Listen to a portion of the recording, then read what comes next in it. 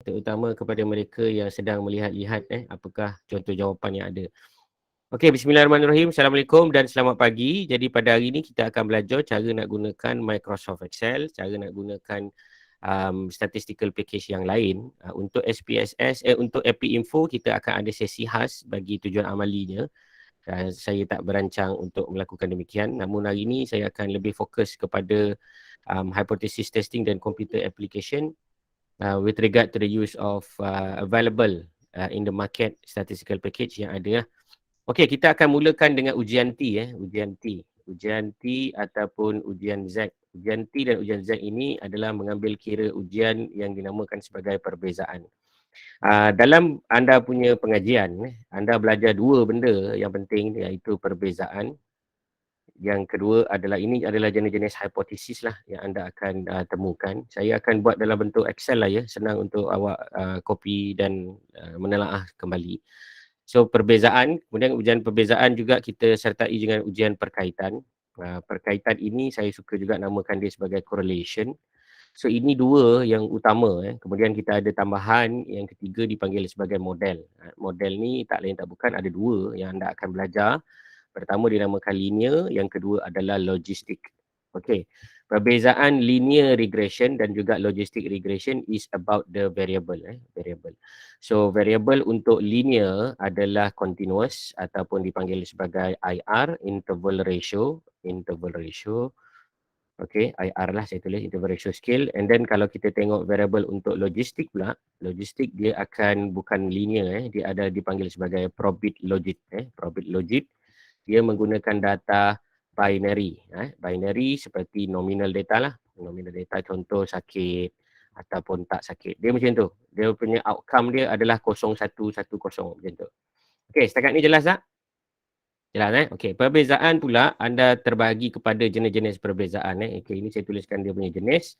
Jenis perbezaan yang anda telah pelajari adalah one sample. So one sample ni biasanya akan terlibat dengan satu sampel saja, anda bandingkan dengan standard ataupun anda bandingkan dengan sesuatu nilai yang ada pada ketika itu. Contoh anda bandingkan tahun ini punya data dengan tahun lepas. Ataupun anda bandingkan data daripada data daripada tahun sekian dengan standard negara. Itu adalah one sample t-test lah ataupun one sample test punya perbezaan. Kemudian kita ada two groups.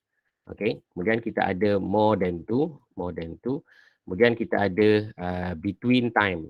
Between time ni maksudnya sebelum dan selepas yang anda akan pelajari. Dan setiap satu daripada perkaitan daripada ujian-ujian perbezaan ni pun anda dah tahu di mana kita akan ada dua jenis ujian, iaitu untuk yang normal dan kita ada yang tak normal.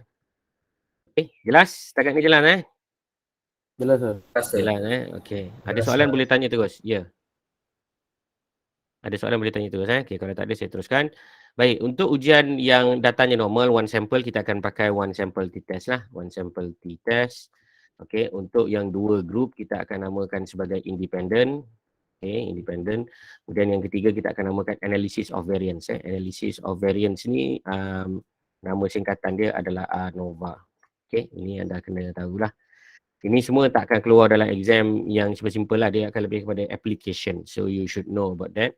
Okay, and then last but not least is a PET sample t-test. Okay, ini bagi data yang normal. Bagi data yang tak normal, kita akan pakai yang dipanggil sebagai distribution test. Distribution test ni ataupun known as normality test lah. Normality test. Kemudian kita ada two groups. Apabila data itu adalah tidak bertaburan normal, kita nak bandingkan antara dua kumpulan, maka anda perlu lakukan ujian Man-Whitney. Man-Whitney. Kemudian jika data itu lebih daripada dua kumpulan dan tidak berbeza, maka anda akan pakai Kruskal-Wallis. Dan last but not least is a Wilcoxon. Wilcoxon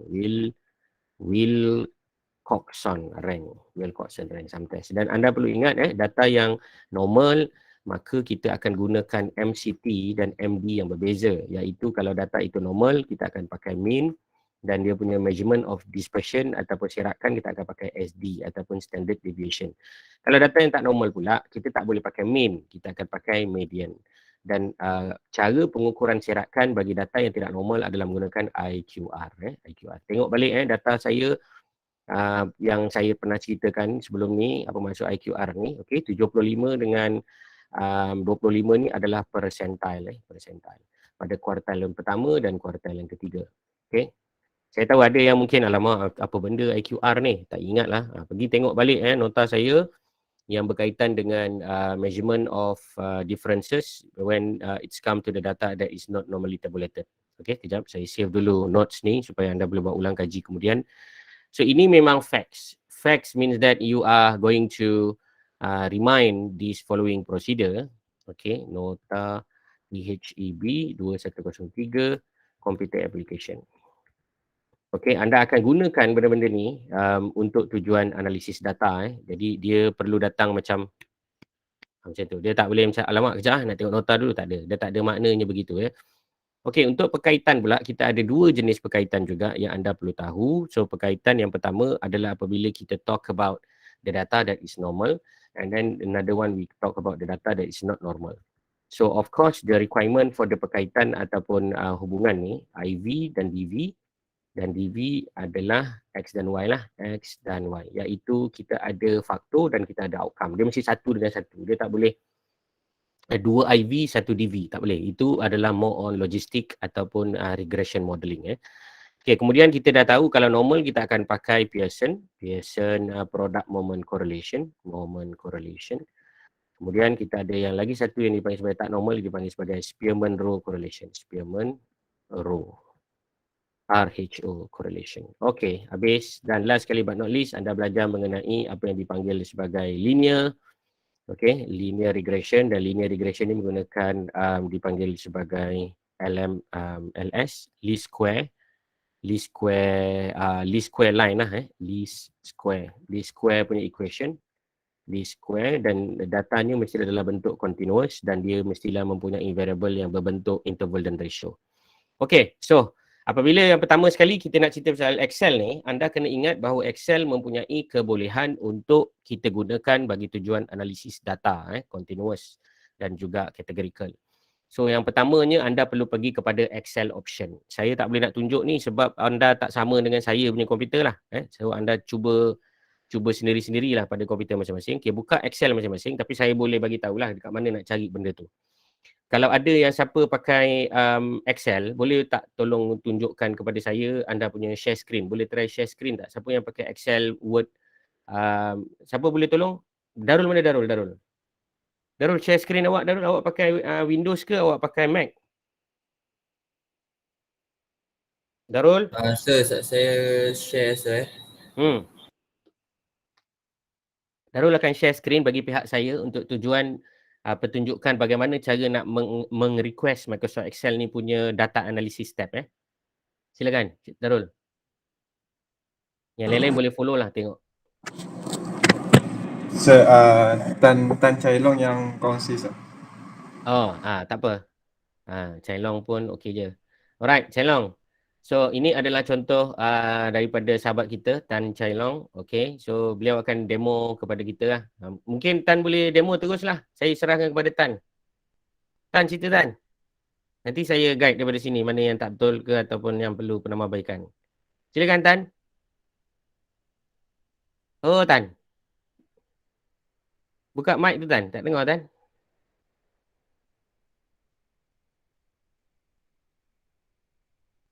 Okay, tak ada mic. Okay, kalau tak ada mic, tak apalah, saya guide dari sini. Okay, pertama, kita akan pergi kepada file. Okay, anda akan pergi kepada file. File sebelah kiri. File, okay.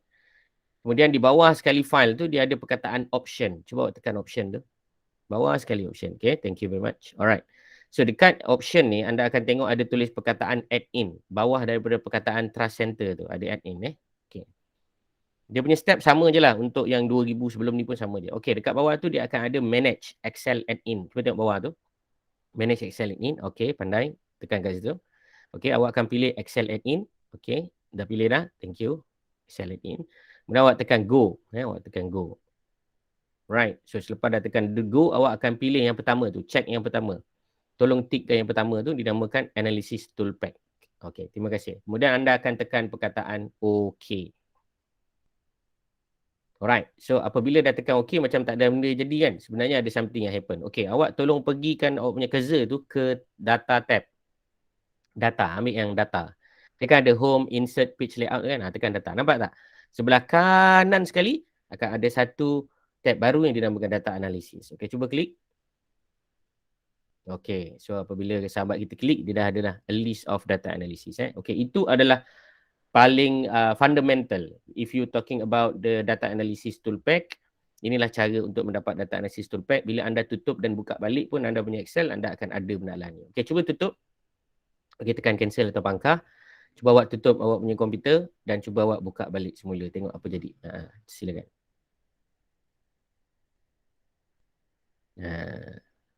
Saya takut nanti video yang keluar ni, dia keluar suara saya tapi dia tak tunjukkan skrin tau. So saya rasa better ada mesti orang yang tunjukkan skrin ni cakap. Kalau tak nanti dia tak keluar saya suara tu. Dia akan keluar muka saya je. Mungkin siapa boleh tolong? Tan memang tak ada mic kan Tan? Tan Chai Long, tak ada mic ke? Boleh sir. Tak boleh sir. Oh tak boleh Okey tak apa. It's okay. Tapi semua dah nampak Kalau ada siapa yang nak demo, cuba demo. Tak apa, kita ada masa ni. Cuba demo. Saya nak yang boleh tunjukkan skrin dan dalam masa sama boleh bercakap. Sebab nanti saya ada kekhawatiran video yang terhasil ini tidak mempunyai video yang bercakap. Maknanya video tu ada keluar yang di share skrin kan ni, tapi nanti dia keluar muka saya je yang cakap. Cuba try. Siapa yang ada skrin? Okey, silakan. Saya nak, sebab benda ni direkodkan. So dia tak apa, stop sharing dulu. Okey, siapa yang boleh demokan lagi sekali? Tak payah buka kamera pun tak apa. Yang penting nak sharekan skrin dan awak explain apa yang saya tunjuk tadi. Silakan. Ada siapa-siapa volunteer?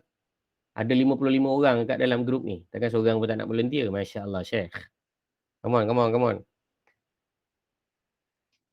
Siapa volunteer? Cepat. Semua pakai handphone ke? 55 orang pakai handphone. Oh, teruk sangat ni. Saya cuba sekali lagi ya sir. Silakan, Tan.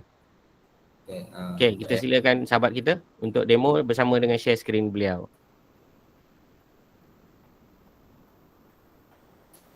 Ya saya.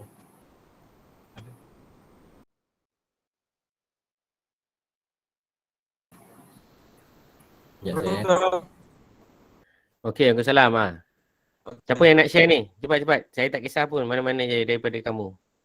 Next step apa sir? Jap. Siapa yang sedang nak share ni? Amal Syahir Amal Syahir nak share? Yes, Okey, saya silakan Amal Syahir untuk bentangkan macam mana cara nak perolehi data analisis tab tadi. Silakan. Awak terangkan kepada kelas. Silakan. Amal Syahir. Okey, pertama sekali kita pergi file. And then kita akan pergi option sir. Share screen mam. Ya kan teman? Rasa sudah share screen. Dah. Ada tu Ada kan? Ada. Nampak. Sorry.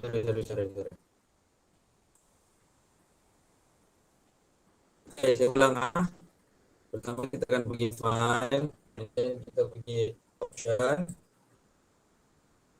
Okay, di sini kita lihatlah ada macam-macam sini, ada general, formula apa semua, tapi kita akan pergi mana sudah tu.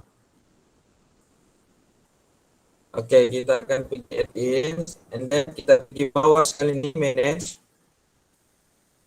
Lepas tu kita pilih Excel add-ins, and then kita tekan go. Selesai suara saya sir? Okay. Lepas tu sini banyak ada analysis toolpack,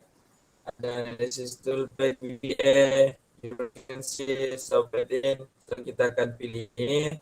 Nanti terakhir lah tengok sendiri ini jadi apa, ini jadi apa. Ini kita tekan OK.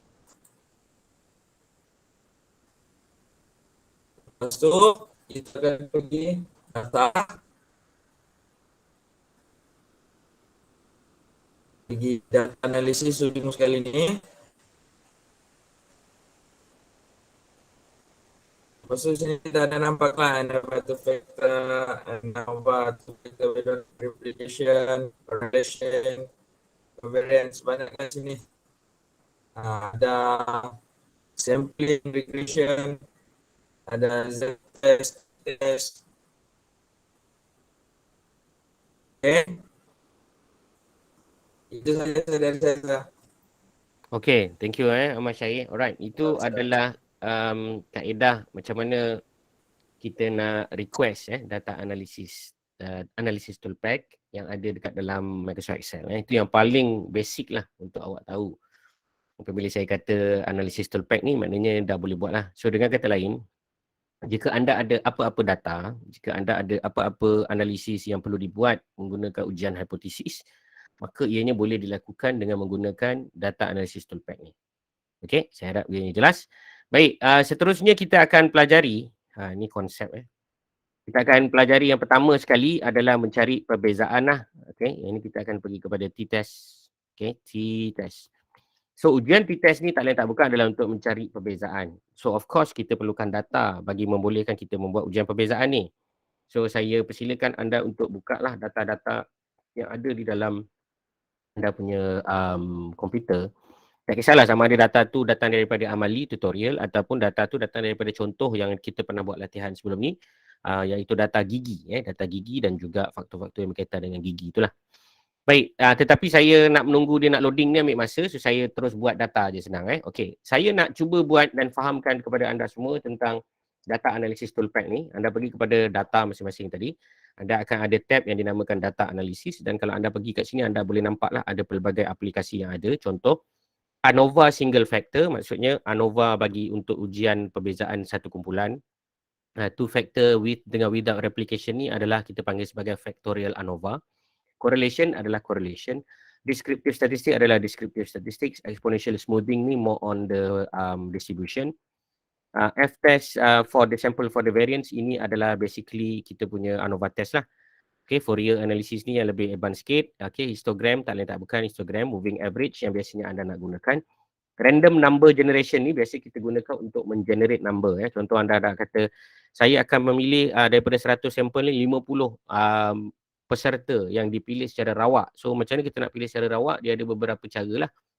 Seperti random number generator, menggunakan komputer, menggunakan kaedah lottery method dan juga menggunakan random number table dan lain-lain. Dia ada banyak cara lah, systematic, random dan lain-lain. Rank dan percentile seperti mana yang kita tahu, apabila data kita tak normal maka kita akan pakai rank dan percentile lah. Kalau data kita normal maka kita boleh pakai mean dengan standard deviation. Okay, regression adalah linear regression. Sampling adalah sampling. Okay, two samples of mean, two samples of means assuming equal variance. Dan last sekali adalah Z test. Dan kita kena ingat bahawa Excel ni dia tak ada seperti power dia, bukanlah dia tak kira tu tepat, dia kira tepat. Tetapi ada banyak analisis yang perlu dibuat secara manual jugalah. Maknanya anda kena berhati-hatilah bila gunakan Excel ni, kelemahan dia sikit. Sebab dia tidak se-comprehensive seperti commercial software yang ada di lapangan. Regardless of that challenges, you still can use it for your data analysis. No problem about that. Kita akan mulakan yang pertama dinamakan sebagai t-test, assuming equal variance dan assuming unequal variance. Okay, equal variance or not equal variance ni, kalau dalam SPSS anda jalankan tujuan analisis ni, dia tak lain tak bukan dia akan jalankan secara terus. Dia akan bagi anda secara terus sama ada variance tu sama ataupun variance tu tidak sama. Tapi kalau kita gunakan apa yang dipanggil sebagai apa nama ni? Excel, dia tak seperti mana yang kita gunakan sebagai SPSS. Okey, saya tunjukkan contoh sekarang. Anda buka anda punya data, ini adalah data dan data ni pun saya percaya saya telah save dekat dalam iBash. Anda boleh download dan anda boleh gunakan. Semua yang ada saya sharekan itu di dalam GitHub page saya mengikut tarikh dan juga tajuk topik berkenaan yang saya share. So kalau kamu tak boleh nak catch up tu, maksudnya kamu tak rujuk pada iBash dengan sempurna lah. Kalau anda tengok betul-betul, insyaAllah anda akan jumpa.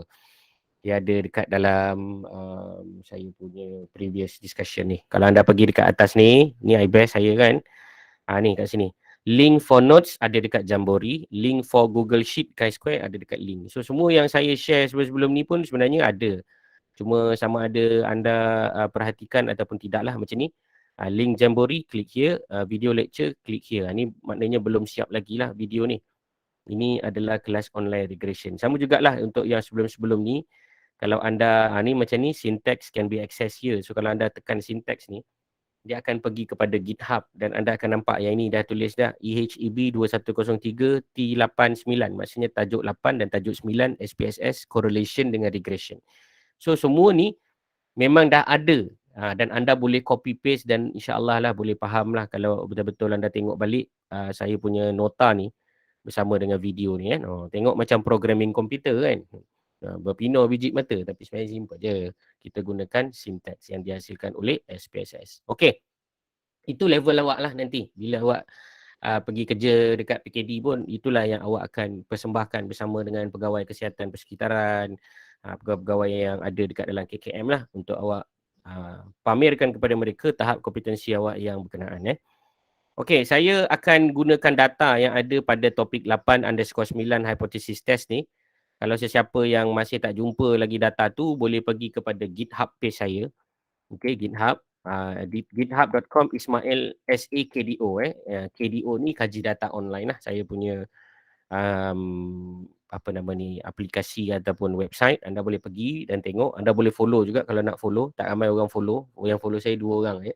Tak ada berkenaan sangat lah pasal follow tak follow ni. Cuma nak cerita, anda boleh dapatkan data dan anda boleh dapatkan syntax. Kat sini ada syntax. Kalau anda tekan butang syntax ni, anda boleh view raw data yang berkenaan dalam bentuk SPS file. Dia akan download lah. Bila anda tekan view raw ataupun download, dia akan download sebagai SAV file. So SAV file ni is the file that you are going to open it using SPSS or Jamovi ataupun JASP. Itu adalah software-software yang alternatif lah kalau anda tak ada SPSS.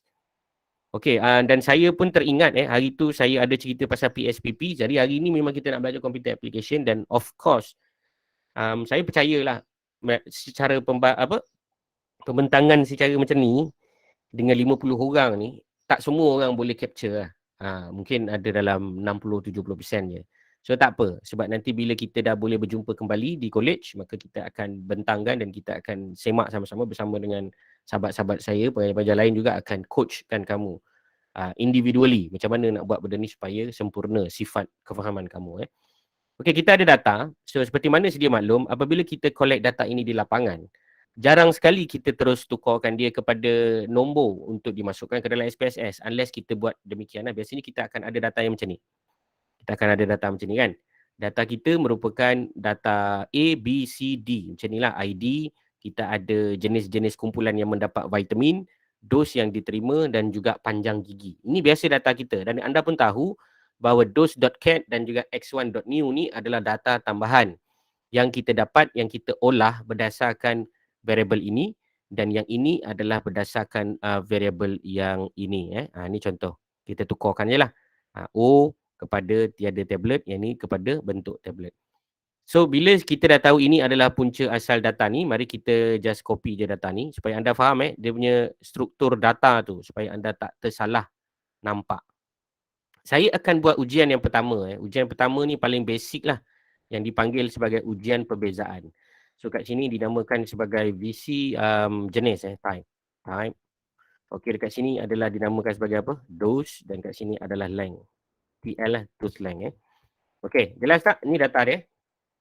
Dan dalam data ni, biasanya anda akan ada beberapa skill-skill kemahiran yang anda kena mantapkan. Okey, saya tunjuk skill yang pertama yang anda kena tahu sebagai seorang PPKP adalah macam mana kita nak arrange data ni. Kita nak arrange ataupun kita panggil sebagai susun. Okey, pertama saya akan highlight. Saya akan highlight apa yang dipanggil sebagai type. Type ni saya akan highlight. Kenapa saya boleh highlight sepantas kilat? Saya gunakan command shift control. Shift control dan saya tekan arrow ke bawah. Macam tu. So dia akan select semua 60 cases kita. Step yang nombor 2, saya akan tekan sort dan saya akan tekan expand the selection dan saya akan tekan sort. Okey. Tujuan sorting ni tak lain tak bukan, kalau anda perasan, saya nak menyusun OJ dan juga VC ni mengikut dia punya nama grup. Sebab dia ada sebab. Sebab bila kita menggunakan Excel, dia tak sama macam kita gunakan SPSS. Sebab SPSS akan run the analysis based on the variable. Tetapi kalau kita runkan kita punya t-test menggunakan data analysis tab sekejap lagi, dia run menggunakan column. Column tu maksudnya kolom kita. Ya, soalan Wan Fatimah. Sir, macam tadi kan saya nak saya nak tekan apa untuk bagi dia keluar yang sort tu, saya tak perasan. Shift control lepas tu tekan arrow ke bawah, dia Shift akan terus control, keluar. awak tekan arrow ke bawah. Aha. Okay, dia dah highlight. Okay, soalan yang bagus. Tapi Awak kan saya pergi nak tanya sir, kenapa kita tak tekan je dekat C? Bukan kalau kita tekan dekat C tu kan dia akan terus highlight semua. Pandai. Soalan yang baik. Kenapa saya tak buat begitu? Sebab ada sesetengah komputer konfigurasi yang akan dia T ni pun nanti dia tersalit kat bawah ni, faham tak? Sebab dia kan ikut perkataan kan A, B, C, D, E, F, G. So nanti tak pasal-pasal ada pula satu variable namanya, ada satu nota namanya T. T tu type. Sedangkan type tu bukanlah data. Dia adalah label. Okay, itu soalan yang baik daripada Fatimah. Saya harap anda yang tak bertanya ni jelas kenapa saya buat begitu. Saya ulang balik. Apa yang saya terangkan tadi, iaitu saya menekan butang shift dan control.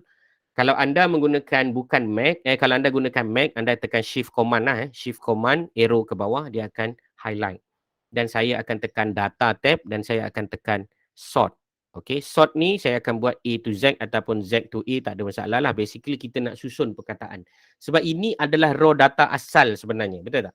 Kita ubahkan 1, 2 sebab kita nak masuk dalam SPSS. Sebab SPSS tak boleh baca huruf. So ini data kita. Dan kita pun tahu kalau data kita ni, sebenarnya data kita ni bentuknya macam gini tau. Data kita ni sebenarnya kalau anda dapat tahu di dalam PKD, kebanyakannya datanya disusun macam ni. Dia ada responden, contohlah responden OJ contoh, lepas tu dia akan ada panjang gigi TL. So dia akan adalah responden 1. Dia ni OJ ke tak? Oh dia yang ini. Dia akan kata yes. Maksudnya dia adalah orang yang menggunakan VC, iaitu vitamin C.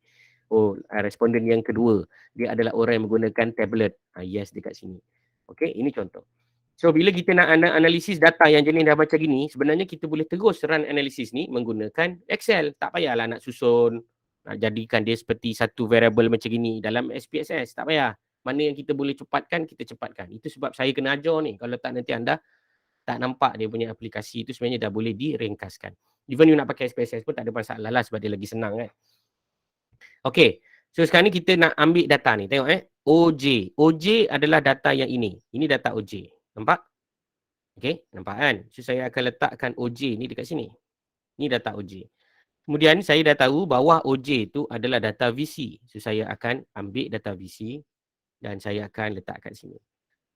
Kaedah penggunaan komputer masing-masing lah ya, sebab komputer saya ni memang saya boleh buat secara pantas lah. Selalu kalau awak tengok kat sini, data ni katakanlah keluar dalam exam data macam ni. Awak jangan sesekali tersilap faham bahawa ini bukan data 30 orang jaga-jaga tengok. Ini data 1 sampai sini 30. Ini bukan data 30 orang sebab ini adalah data orang yang pertama, 30 yang pertama, iaitu OJ punya group. Yang ini adalah 30 yang kedua. So kalau anda tak salah susun dalam SPSS, salah. Sebab kat sini sebenarnya ada berapa orang? Ada 60 orang. Cuma ianya disusun sebelah-sebelah sebab analisis SPSS memang dia nak satu line, tetapi analisis dalam Excel dia menggunakan 2 line macam ni. Okey, ada apa-apa soalan tak? Soalan? Okey, ya, soalan. Jazira. Tanya, Ya, kenapa silakan. tu slang tu atas sekali tu 15.2 tapi tadi saya ada susun ke? Macam mana? Tu slang tu. Pandai. Kenapa dia jadi 15.2? Dia dah tak ikut ID. Kalau anda perasan tadi mula-mula bila saya tekan butang ini dan saya tekan command dan saya arahkan dia ke bawah, maka dia dah select dan saya tekan butang yang ini A to Z ni, expand the selection. Bila saya tekan sort, maka dia telah urut. Urut ni maksudnya dia dah susun urutan perkataan. Dia susun urutan perkataan dia tak susun urutan nombor. So, of course nombor saya dan nombor awak berbeza-beza. Of course, dia tidak akan sama. Dan kalau awak kata saya 15.2 sebab ID saya 31, mungkin ID Jazira dan kawan-kawan lain, ID awak tak benda-benda lain lah kan, betul tak? ID awak berapa? 1. 1. So macam itulah. Dia tak akan sama. Okay, dia tak akan sama. Of course dia tak akan sama sebab komputer run dalam sequence time yang berbeza-beza. Itu je. Dia bukan isu lah, dia bukan isu besar. Cuma nak bagi tahu kenapa kita perlu sortkan, sebab kita nak susun urutan dia bersama dengan kawan-kawan dia yang lain. Okey, berdasarkan perkataan. Dan bila kita kata expand the selection, bila kita kata perkataan expand the selection tadi, bermaksud kita akan susun bersama dengan variable lain juga. Okey, contoh saya ambil contoh lagi sekali. Awak tengok saya tekan ID, saya tekan shift command, saya tekan ke kanan dan saya tekan ke bawah. So dia akan select semua sekali dan saya tekan control. Control C lah. Saya buat lagi sekali pula awak tengok saya copy je lagi sekali. Saya buat benda yang sama tapi kali ini saya susun berdasarkan ID pula. Contoh, saya susun berdasarkan ID kan. Saya kata expand the selection. So apa yang dia akan jadi? Dia akan susun balik data ni mengikut urutan nombor. Okey, saya ulang balik yang macam awak cakap tadi kan. Ini saya highlight balik, saya tekan A to Z dan saya tekan sort, dia akan susun balik. Nampak tak? Dia ikut masing-masing punya komputer lah. Nevertheless, even though your TL ni might be differ to me and so on, that is not a big issue. But the main thing here is basically kita nak letakkan dose dia tu tadi berapa. Dose untuk variable ini dan dose untuk variable ini berapa. Inilah variable dia. Okay. Dan kalau anda tengok kat sini, saya letak TL OJ dan juga saya letak TL VC. So benda yang samalah saya akan buat dekat sini. That's why kalau anda tengok penggunaan Excel ni sebenarnya agak robust ataupun agak bagus. Cuma kekeliruan tu akan berlaku, terutama apabila mereka yang kurang mahir ataupun tak sure dari segi jenis-jenis data, skala pengukuran dan lain-lain, dia akan jadi pening lah. That's why saya harapkan orang yang akan sentiasa berada bersama dengan data analis dekat lapangan nanti adalah PPKP lah. Selain daripada isi-isi borang kan, anda kena buat analisis data lah. Sebab biasanya analisis data ni student PPKP ataupun pegawai kesihatan persekitaran ni mesti sama level ataupun lebih baik lagi lah bab-bab analisis ni. Okey, kemudian kalau kita tengok OJ, VC, TEL, OJ, TLVC. Baik. Sekarang saya ada satu soalan kepada kamu, tuan-tuan dan puan-puan sekalian. Bagaimana kita nak tahu ada tak perbezaan antara orange juice dengan VC? VC ni adalah vitamin C. So tak lain tak bukan, kita tahu bahawa ini adalah dua grup yang independent. Maknanya dia tidak bersangkut paut. Siapa yang memang makan orange juice, dia adalah grup yang makan orange juice. Siapa yang grup makan vitamin C, dia adalah grup yang makan vitamin C. Bila awak dapat benda-benda macam ni, mesti awak terfikir kan, alamak, kalau macam ginilah data saya yang asal ya Encik Aizat. Jadi macam mana saya nak susun bila saya nak gunakan SPSS? So soalan yang baik. Cara nak susun dia tak lain tak bukan adalah seperti berikut. Ni contohlah pula. Anda dapat data ni raw daripada PKD, daripada KK. Tapi nak susun dalam SPSS. Macam mana? So anda tahu, ini adalah grup yang memang makan orange juice. Ini adalah grup yang memang makan vitamin C. So bila awak tanya data, pengolek data ni, adakah orang yang ini dengan orang yang ini sama? Oh, lain. Ini orang lain. Ini semua kita dah susunkan ni. So ini 30 orang yang minum orange juice. Ini 30 orang yang pakai vitamin C. So anda tak perlu marah mereka sebab itulah cara mereka faham untuk isi data. So biarkan je. Mereka punya perangai begitu, tak ada masalah. Tapi anda kena bijak. Macam mana anda nak buat?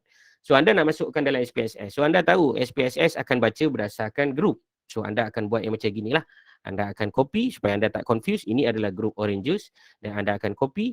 Yang sebelah sini adalah grup untuk vitamin C. So anda akan ambil dan tampalkan di sebelah bawah. Ini kalau siapa yang ambil data ni untuk buat dia sebagai SPSS punya data.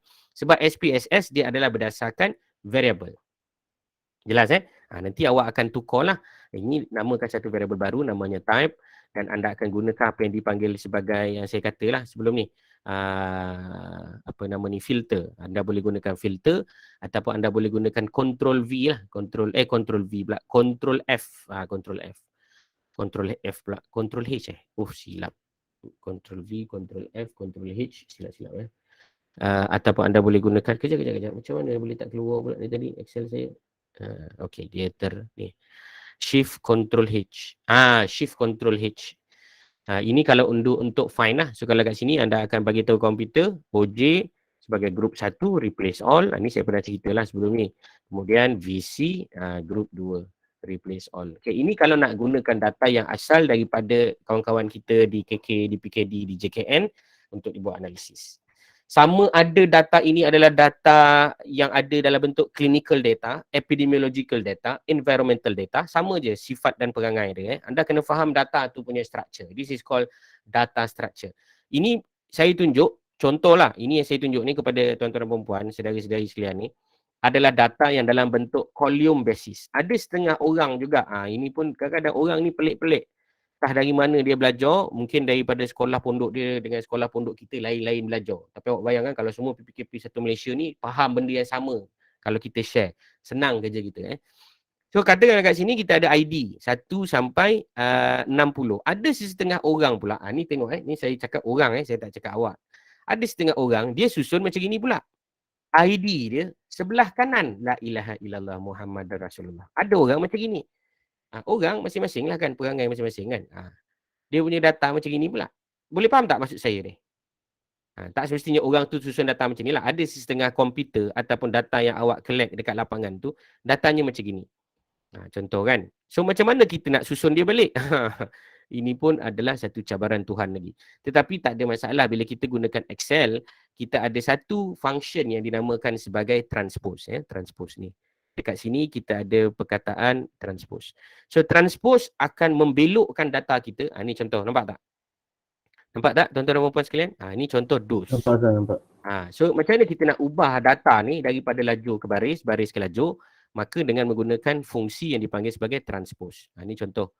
Anda dapat daripada seorang sahabat ataupun anda dapat data ni daripada komputer, anda dapat daripada Raspberry Pi, anda dapat daripada Arduino, dia bentuk array. Ini panggil array ya. So bila dalam bentuk array, anda akan gunakan transpose untuk menukarkan bentuk dia supaya dia jadi bentuk column basis macam ni. Okey, jelas Tak ada soalan kan? Jelas. So oleh yang demikian, kita pergi sekarang kepada t-test tadi. Untuk kita sempurnakan kita punya analisis dengan menggunakan data analysis tab. Kemudian dekat sini kita ada dua. Kalau anda tengok kan, dia tulis 2 sample assuming equal variance dan juga 2 samples assuming unequal variance. Okey, kat sinilah cabaran dia tertimpa apabila mereka yang nak menggunakan Excel ni. Sebab kita kena test dulu apa yang dipanggil sebagai equal variant test. Equal variant test ni kita kena buat dulu. Namanya Levin statistics. So Levin statistics ni dia tidak embed. Dia tidak ada di dalam analisis Excel ni secara robust. Dia kena buat goncek-goncek baru boleh tahu dia equal variance ke tak equal variance. So biasanya bila kita pakai Excel ni kita assume maksudnya kita membayangkan, menggambarkan, mengandaikan bahawa variance dia adalah sama. Berbeza dengan apa yang dipanggil sebagai SPSS. Contohlah kan, kalau macam SPSS ni kan, anda pun tahu bila kita run SPSS, kita pergi kepada compare mean, kita pergi kepada independent sample t-test because you want to compare between the two groups, which is in this group we have the group 1 and group 2 correspond to O, J and also the VC, vitamin C. You all tahu dah. Sebab dekat sini dia akan keluarkan apa yang dipanggil sebagai Levin test. Dia akan keluarkan Levin test tu sendiri. Contoh saya tekan OK sekarang. Sekejap, dia ambil masa sikit. OK. Kat sini dia dah nampak dah yang bentuk petak ni. Nampak tak? F dengan SIG. Kita dah tahu dah. Yang kita akan ambil lorong yang pertama. Ataupun kita panggil sebagai barisan yang pertama. Because this is the equal variance assumed. Kalau kita nak gunakan Excel, kita kena kira variance ni sama ke tidak menggunakan Levin statistic. So Levin statistic ni kena kira manually. Itu cerita lain pula. So dia agak complicated ataupun dia agak sukar sikit lah. So nak menyenangkan episod kita punya perbincangan, kita andaikan. So apa yang saya akan andaikan? To test assuming equal variance, saya andaikan bahawa variance dia adalah sama dan saya tekan OK. Alright. Kemudian kita ada variable range dan kita ada variable range tu. Nampak kan? So saya akan tekan butang yang warna merah ni. Anda boleh perasan kat sini. Saya akan ambil OJ yang grup pertama. Saya akan ambil dengan label-label sekali. Dan saya tekan balik butang yang saya tekan tadi. Okay. Kemudian saya tekan lagi sekali butang yang warna merah ni. Yang ni. Dia bukan warna merah lah. Ni butangnya ni. Dia ada color warna merah tu. Okay. Saya akan tekan. Ini adalah range group yang nombor 2. Okay. Saya akan highlight. Ini leceh sikit ni kalau pakai Excel. Tapi saya kena tunjukkan juga sebab inilah yang ada dekat dalam lapangan sekarang yang mungkin boleh menjadi anda punya apa dipanggil sebagai alternatif. Okey. Dah siap, maka kat sini kalau anda perasan dia ada perkataan label, pastikan anda klik label tu. Dan dekat sini dia akan tanya hypothesis mean difference. Bagusnya Excel ni pula dia boleh buat terus kepada hypothesis mean difference yang awak nak hypothesiskan. Contohnya adalah STD lah, standard. So contoh kat sini standard saya adalah 2.5. Contoh sajalah ya. Kemudian dia ada 3 jenis output. Sebelum ni saya pernah ceritakan pasal Excel ni, tapi saya akan ceritakan dengan lebih perlahan dan detail lah supaya anda boleh amalkan penggunaan Excel ni mengikut keperluan dan kesesuaian. Output range maksudnya kita nak tampal output dalam sheet yang sama. Sheet yang sama maknanya contoh, saya nak tampal dia dekat bawah ni. So output yang akan dikeluarkan oleh analisis toolpack ni tadi, dia akan tampal dekat yang tempat color sedang berjoget ni. Nampak cursor ni? Okay. Itu yang pertama, dipanggil sebagai output range. New worksheet ply ni maksud dia kita nak hasilkan satu worksheet yang baru dekat bawah ni. Nanti akan keluarlah sheet nombor 5 kat bawah ni. Dan yang terakhir adalah new workbook, dia akan keluar satu file SPSS yang baru. File Excel yang baru. So saya biasanya tengok keadaan lah. Ada keadaan saya gunakan output, ada keadaan saya gunakan worksheet. Worksheet ni biasanya kalau kita nak bagi dekat orang lah. Kalau macam saya nak ajar kat awak ni, saya letak dekat output je. Sebab nanti sheet lain nak pakai, nak discuss. Kemudian kita akan tekan OK. Selepas anda tekan OK, maka terhasillah analisis yang berkenaan. Nampak tak? Dia akan terus bagi dekat belah bawah ni. Apa yang dipanggil sebagai output dia. Iaitu t-test to sample assuming equal variance. So anda boleh tengok kat sini, min dia berapa. Ni min OJ, ini adalah min VC. Okay. Kemudian dekat sini kita ada variance, kemudian dekat sini kita ada observation, kemudian kita ada pool variance semua sekali, hypothesis means different kita 2.5 dan kita boleh tengoklah kita akan ada one tail, kita akan ada two tail. Okay, tengok betul-betul one tail dengan two tail ni ada dua tau. Yang pertama dinamakan P, T besar kurang daripada T dan lagi satu adalah P, T besar kurang daripada T iaitu two tail dengan one tail. Yang ini adalah critical pada one tail, yang ini adalah critical two tail. So critical two tail, one tail ini adalah satu dinamakan sebagai value dan satu lagi adalah digunakan untuk buat ujian hipotesis tu. Sama ada kita nak tolak ataupun kita gagal menolak. Mana hipotesis statistik dia? Yang ini. So manakah yang berkenaan tu? Yang ini. Okay. PT kurang daripada T untuk satu tail, yang PT kurang daripada satu tail untuk dua tail. Yang ini apa beza dia? Satu tu adalah data untuk mencari perbezaan kumpulan. Satu lagi adalah data untuk menunjukkan nilai T statistik bagi ujian statistik satu, iaitu one group lah, one sample. Satu tu adalah untuk one sample, satu lagi tu adalah untuk independent sample. Okay, yang ini adalah untuk one sample. Nampak tak? T critical, yang ini untuk one sample T test. Yang ini adalah untuk independent samples. Okay, kalau awak tak faham apa yang saya maksudkan macam ni. Kalau anda run analisis menggunakan SPSS, maka anda akan run satu-satu. Kalau one sample tadi kan, kita akan masukkan kat sini. Kemudian kita akan letakkan kita punya value 2.5. Apa dia punya null? Tidak ada perbezaan tooth length dengan standard. Standard kita 2.5. Apa kita punya alternatif? Ada perbezaan standard. Ada perbezaan lebih besar kurang, kita pun tak tahu sebab ini dipanggil sebagai non-directional hypothesis. So bila non-directional hypothesis, satu tail ke dua tail? Dua tail contoh. Okey, jelas? Kemudian kita tekan OK, dia akan keluar hipotesis. Sekejap Wan Fatimah, sekejap. Nanti saya jawab sekejap. Saya nak tunjukkan dulu. Selepas dah habis nampak dia akan keluar one tail. One tail dia akan tengok T statistik dia 16519 dan significant two tail dia adalah significant. Maknanya kita reject null hypothesis. Ini secara keseluruhan secara 30 sampel kita. Okey. Sedangkan yang ini tadi adalah kita asingkan mengikut kumpulan. So kalau anda nak asingkan ikut kumpulan, sekejap. Saya boleh tekan satu lagi fungsi yang dipanggil sebagai split. Kita tengok saya tekan split, saya tekan OK, dia akan filter data tu. Saya akan run benda yang sama, one sample, tapi one sample saya ni adalah one sample by grouping. One sample by grouping. Nampak macam senang tapi makin lama makin alamak makin teknikal. No problem. Anda boleh tengok balik video ni. Saya akan repeat balik semula pun lepas ni kalau anda tak faham. Sekejap Wan Fatimah kejap. Hold je soalan. Sekejap je. So anda tengok kat sini. Nampak tak? Kita akan ada T statistik 9.58, T statistik 15.061. Kat mana nak dapat? Tengok sama kan? 9.08. Ada tak tadi? 9.08. Satu lagi adalah yang ini yang dia bagi adalah critical. Bila kata critical, dia bermaksud kita nak pakai terus untuk reject ataupun fail to reject. Dekat sini anda kena tengok jadual T.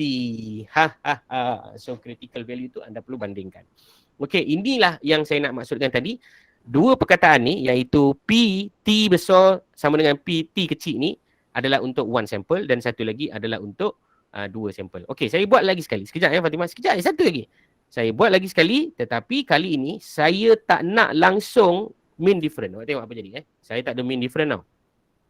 Dan saya akan letak dia dekat sebelah sini. Awak tengok apa beza dia nanti. Awak akan nampak lah. Bila saya run terus, dia akan bagi yang berkenaan. Nampak tak? Dia tidak ada langsung cerita mengenai hypothesis mean different. Maknanya kita tengok antara satu grup dengan satu grup yang lain. Macam tu. Okey? Itulah yang dipanggil sebagai hypothesis testing untuk melihat perbezaan antara dua kumpulan menggunakan Excel. Okey, Wan Fatimah, soalan? Yang apa tu, yang mean difference tadi tu, kenapa kena letak 25? Tak, Dia mean memang daripada difference. data kita. Tak. Mean difference tu sebenarnya saya nak tunjukkan contoh. Anda juga boleh membuat pengujian kumpulan yang kita nak analisis tu dengan standard. 2.5 tu contoh saya tadi adalah standard. Kalau dalam SPSS kita nak buat standard, kita akan bandingkan dengan one sample kan. One sample t-test ni kita akan masukkan test value ni 2.5, nampak tak? Kita kena buat satu-satu. Dan kalau kita nak buat satu-satu antara dua kumpulan pula yang macam gini. Kita akan buat dekat kumpulan VC, dekat kumpulan OJ. Nak samakan kita punya output ni tadi dengan Excel. Ini approach dia. So anda tak sebenarnya perlu isi ke tak means difference ni, tak perlu kalau anda tak menguji dengan standard. Faham tak maksud saya, Wan Fatimah? Saya saja je letak je tadi. Kenapa tiba-tiba ada dia punya tu? Maksudnya kita ada dia punya hipotesis, dalam hipotesis lagi satu macam tu. Tapi yang sebenarnya anda akan buat adalah yang itu, yang ini saja, yang tidak ada hipotesis mean different. Kita akan tengok dekat sini contohnya critical two tail. Ini adalah critical two tail kita dan ini adalah T statistics kita. T statistics kita ni ada value lah sebenarnya. Kemudian kita perlu buat perbandingan lah, ada beza ke tak ada beza. Dan kalau anda buat statistik, anda ada perasan lah bahawa nilai dia adalah 1.915, kemudian dia punya significant value adalah 0.006. Dengan kata lain, kita gagal menolak null, maknanya tak ada beza lah antara BC dengan OJ. Sama tak output yang kita dapat? Sama. Sebab kita tengok T critical kita ni tidak lebih besar daripada kita punya kawasan penolakan, therefore kita gagal menolak null. Tapi anda kena tengok jadual T lah. Jadual T pada degree of freedom 58. Takut awak punya jadual tu tak cukup 58. Biasanya jadual awak ada sampai 30 je. Okey, Tan Chai Long, soalan? Tak jadi sir, saya dah terangkan dah tadi. Oh, dah terangkan okey, bagus. So maknanya nilai yang awak dapat ni bila kata critical, maksudnya anda kena tengok pada T. Anda kena beware lah sebab Excel ni kadang-kadang dia keluar yang macam ni, dia keluar yang macam tu, okey. So memang tujuan saya cerita pasal Excel ke hari ni, kenapa kita nak kena tahu Excel juga? Iyalah sebab hari tu kehendak perkhidmatan mereka berkehendak bahawa student ni kena tahu Excel juga supaya ada alternatif. Kalau tak, saya pun tak nak cerita Excel ni sebab saya rasa macam baik saya pakai SPSS kan. Tapi tak apa, kita raikan. So bila dah belajar, kena amalkan. Nanti kalau kat PKD tak buat, bagi tahu dia orang. Lagi tu suruh ajar sangat, dah pandai dah ni saya nak buat. Jangan kata tak buat pula. Contoh, nak tengok ujian perbezaan antara tahun ni dengan tahun lepas. Ada tak beza dari segi jumlah claim? Claim makin lama makin banyak. So barulah boleh kita buat penolakan bajet. Barulah kita boleh buat perancangan yang lebih teliti. Bukannya kita main tolak je bajet. Okey, sekejap saya tengah rekod. Tak boleh nak bahan sembarang-sembarang. Faham-fahamlah sendiri maksud saya ya. Okey. Kemudian tuan-tuan dan puan-puan sekalian, kita akan pergi yang seterusnya. Pergi pada data analisis. Anda akan tengok kat sini ada yang dipanggil sebagai descriptive statistic. Nampak tak? Anda akan pergi kepada descriptive statistic.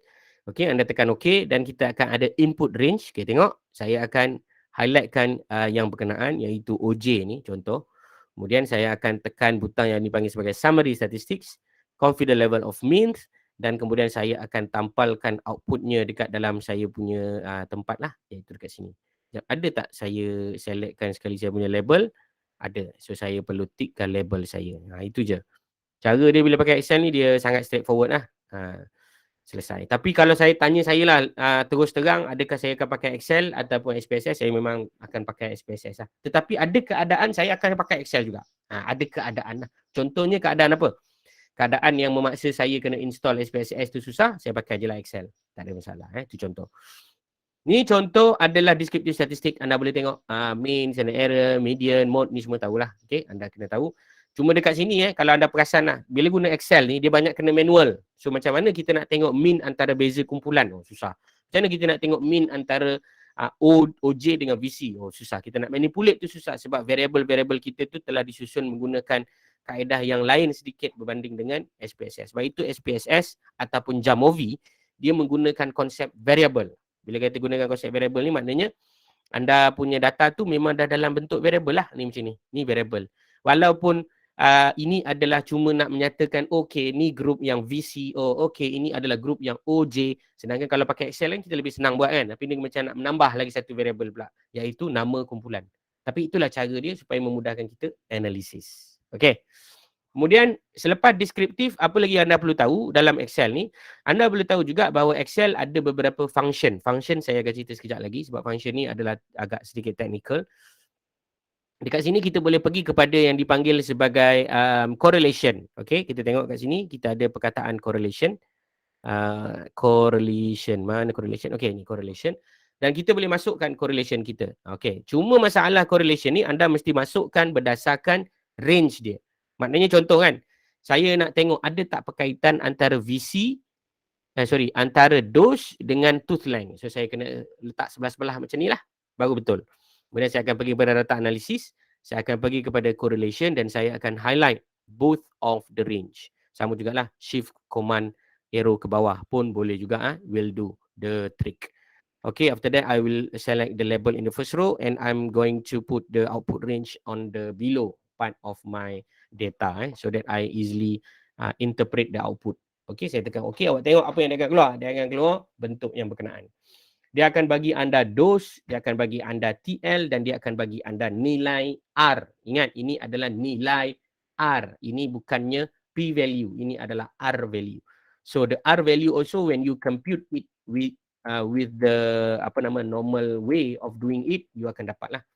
Okay, tahu kan cara nak kira normal? Macam mana nak kira? Kita akan pakai X dengan kalau nak try kira manual, kita buat sama-sama lah X, Y. Kan? Kita ada satu X, satu Y. Cuba buat sama-sama dengan saya. Ini kita kira manual, correlation. Gila betul Encik Izzat ni. Memang gila pun. Okey, kat sini kita akan buat X kuasa 2, Y kuasa 2. Ya, soalan. Darul. Apa Darul? Sir, saya nak tanya. Contohlah macam kita dah keluarkan dia punya hypothesis tu, tapi kita salah letak dalam kolom yang tak sepatutnya. Macam mana kita nak undo keputusan tu? Kejap. Saya tak faham. Oh, maksudnya kita salah run, lepas tu output dah keluar. Betul. Oh, okey. Lepas tu macam mana kita nak buat balik? Okey, jawapan dia tak boleh dibuat balik semula. Dia kena rebuat je. Faham tak? Dia tak boleh redo, dia tak boleh flip back. Contohlah macam ni kan. Ni kalau salah awak beritahu maksud Darul tadi contohlah. Beliau masukkan dose dengan TL. Katakan alamat bukan dose lah. Saya nak masukkan sebenarnya adalah umur. So cara yang paling senang kalau pakai Excel tak ada lain, tak ada bukan, awak biar je lah. Ataupun awak padam yang awak jalankan balik semula ujian dengan umur sekali lagi. Itu je. Dia tak ada macam undo buat balik semula, tak ada. Itu kelemahan dia lah yang saya nak terangkan kat sini. Betul lah apa yang awak cakap tadi. Boleh ke tidak? Jawapan dia tak boleh. Macam ni kan. O dengan J. Alamak tersilap lah. Saya tak nak main difference ni. Awak tak boleh delete je. Dia akan ubah. Dia tak akan ubah. Awak kena rerun balik analisis tu. Okay. Saya harap penjelasan saya ni jelas. Okey, apa yang anda betul ke? Faham ke Zarul? Betul sir, betul. Man. Okey, so apa yang anda sedang lihat saya buat ni apa ni? Cuba tengok. Apa yang saya sedang buat ni adalah saya sedang buat R value secara manual. Oh, Mamat ni memang gila pun. Okey. Semua yang saya terangkan ni, contoh macam ni kan, sum apa semua ni, anda dah tahu dah nak buat. Cuma dekat sini kita akan buat dia dengan lebih manual. Okey, selesai. So macam mana formula dia? Sigma XY tolak dengan sigma X kalikan dengan sigma Y kali dengan sigma Y bahagikan dengan punca kuasa. Yes, Tan. Soalan? Sir, sorry sir, nak tanya sikit sir. Kalau kita salah paste sir, maksudnya kita terpaste dalam jadual yang kita buat. Terpaste dalam jadual yang awak buat? Macam kita mana delete ataupun kita boleh pindahkan. Awak terpaste dekat maksudnya output tadi tu. Okey, macam ni kan correlation ni tadi. Okey, yang ini awak dah tersilap letak lah kat somewhere. Lepas tu awak nak delete ke ataupun awak nak copy paste je? Terletak dalam jadual yang kita buat tu sir. Oh ni jadual yang awak buat ni. Awak nak copy paste lagi sekali atas dia juga? Tak, maksudnya output tu saya Okey. terpaste dalam X2, Y2. Oh, awak terpaste kat sini lah contoh. Awak terpaste kat sini kan? Okay, so maksudnya awak tanya sekarang ni, boleh tak kita buat apa-apa? Jawapan dia akan error, satu. Yang kedua, dia memang tak boleh buat apa-apa. Mungkin dia ganggu data tu lah. Bila dia ganggu data tu, memang awak kena buat balik semula. Itu memang kelemahan-kelemahan umum apabila anda pakai Excel ni. Dia sebenarnya, bila anda tekan OK tadi, there is no turning back. Itu je saya cakap. That's why, biasanya saya tak pakai output range. Kalau saya nak pakai data analisis yang pelbagai, saya akan tekan open new worksheet. So, saya akan tulis sini contoh correlation. So, dia akan hasilkan output pada ruang yang baru. Dia tak kacau pun. Nampak tak? Tapi Faham. benda ni editable? Cannot be edit also. Dia memang kerah kat gitu je. Dia tak boleh buat apa. Okay? Maksudnya kita perlu buat dari awal lah, sir. Iya benar. Itulah yang tak bagus dia sebenarnya lah. Bagi saya tak bagus. Dia tidak sekomprehensif dan fleksibel seperti software-software statistik yang lain. Tetapi itulah option yang ada. Okey, ni nanti anda kira lah manually. Sebab dalam exam mungkin juga diminta untuk anda kira manually lah. Bukan secara pakai tangan tapi secara pakai komputer supaya anda faham kaedah penggunaan korelasi itu tadi. Untuk mendapatkan R value yang berikut. Okey. Kalau ada yang pemalas lagi, yang tahap-tahap Dewata Raya yang malas, maka anda juga boleh gunakan apa yang dipanggil sebagai satu software yang saya cerita sebelum ni, iaitu PSPP. PSPP ni dia mirip-mirip SPSS. Dia memang betul-betul mirip-mirip SPSS. Dan semua analisis yang dalam PSPP ni, saya jangkakan adalah untuk level anda lah, level student PPKP ataupun penolong pegawai kesihatan persekitaran. Yang memang dia punya function tu kebanyakannya PPKP boleh buat lah. Kalau saya nak cerita doktor pakar ke apa benda ke, dia mungkin akan pakai yang lebih advance. Tetapi untuk PPKP ni biasanya kita dah boleh pakai lah benda-benda ni. Okey, salah satu lagi contoh yang saya perlu cerita. Tadi saya dah cakap correlation, saya dah cakap juga descriptive statistics. Ada benda yang saya tak nak tunjuk tu bukan saya tak suka tunjuk sebab dia akan, awak tak faham pun nanti nak baca dia punya output. So saya rasa tak payahlah saya cerita. Kalau saya cerita pun nanti awak pening, lagi susah. Contoh macam tadi kan, number generation ni. Number generation ni kalau awak klik, dia akan ada susah sikit nak tengok kat situ data dia. Katakan kita ada data kan. Yang ni saya tunjuk practicality kita ada ID 1 sampai 60. Ni 1 sampai 60 kan data ni. Okay, kita tak nak bagi confuse. Kita pergi tempat lain lah. Tempat ni dah semak. Saya akan pergi dekat sheet number 4 pun dah semak juga. Saya pergi sheet number 3 pun dah semak. Saya pergi kat sheet yang baru. Okey, ini adalah contoh sheet yang baru. Okey, kita boleh sortkan dia kepada sorting. Okey, dia dah ikutlah 1 sampai 60. Soalan saya, macam mana kita nak pilih responden 1 sampai 60 ni? Contohlah, kita ada 60 orang, daripada 60 orang ni kita nak pilih 10 orang je. Macam mana nak pilih? So kita boleh gunakan randomization teknik menggunakan komputer. So randomization teknik ni kita boleh gunakan apa yang dipanggil sebagai descriptive statistik. Tengok Sebab dekat dalam descriptive statistik ni dia ada, tak ada. Bukan dekat descriptive statistik. Sorry. Dia dekat if I'm not mistaken dekat sampling. Ya, dia dekat sampling.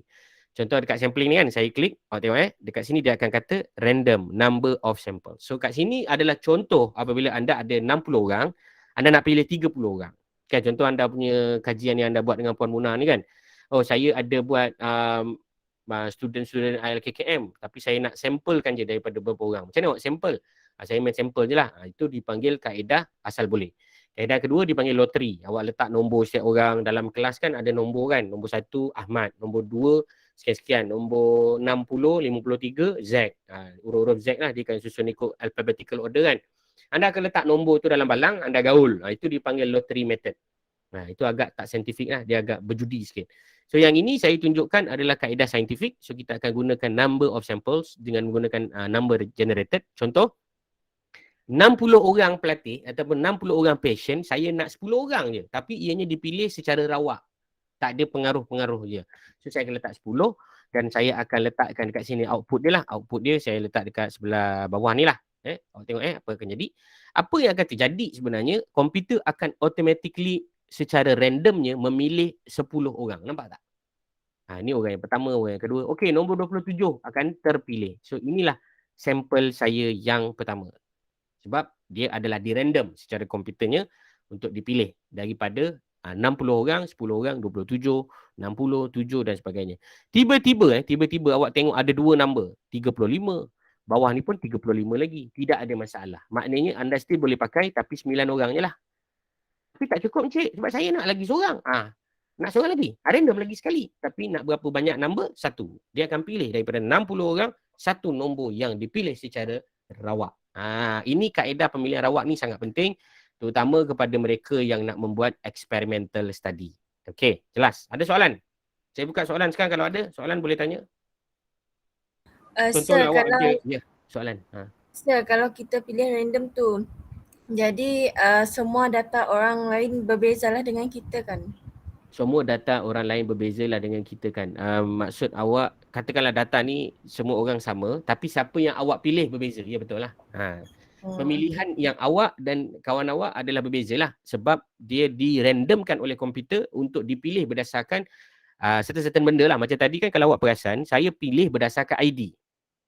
Saya boleh pilih juga berdasarkan nama. Awak letak je lah nama. Nama Ahmad sampailah Zulia Naziana contoh kan. Awak nama Z lah katakanlah contoh. So maknanya awak akan ada nama Ahmad sampai Ziana. So dia akan susun ikut alphabetical order. Siapa yang terpilih adalah di random oleh komputer tentang nama-nama berkenaan. Itu adalah contoh yang betul. Ya. Jadi data kamu dan data kawan kamu tidak akan sama sebab dia akan run dengan computer time yang berbeza, run dengan software execution yang berbeza, dia akan berlainan. Itu yang pertama awak perlu fahamlah kelebihan yang ada dalam Excel juga saya tak nak downkan Excel je sebab dia pun ada kelebihan dia juga. Selain daripada itu, untuk makluman anda semua juga, Excel juga ada tawarkan apa yang dipanggil sebagai add-on. Apa dia? Add-on. Add-on ni contoh anda boleh download add-on ni tapi berbayarlah, dipanggil sebagai Excel add-in. Excel add-in. Excel add-in ni adalah Excel add-in pula. Sorry. Apa nama dia? Excel Stat. Sorry. Excel Stat. Excel Stat ini adalah satu commercial software yang digunakan untuk diinstal bersama dengan Excel kamu. Tapi of course lah dia berbayar. Kalau anda student ILKKM nak pakai, saya rasa tak ada masalah sebab dia akan ada student apa nama ni? Student license. So anda boleh nampak kat sini dia ada Excel Risk, Excel Optimum, Zenplot. Saya masa buat saya punya master pun saya pakai Excel Stat ni sebab dia sangat senang lah nak pakai. So that's why saya tak kata satu je boleh pakai. Banyak juga benda-benda lain juga boleh pakai sebagai option. Okay.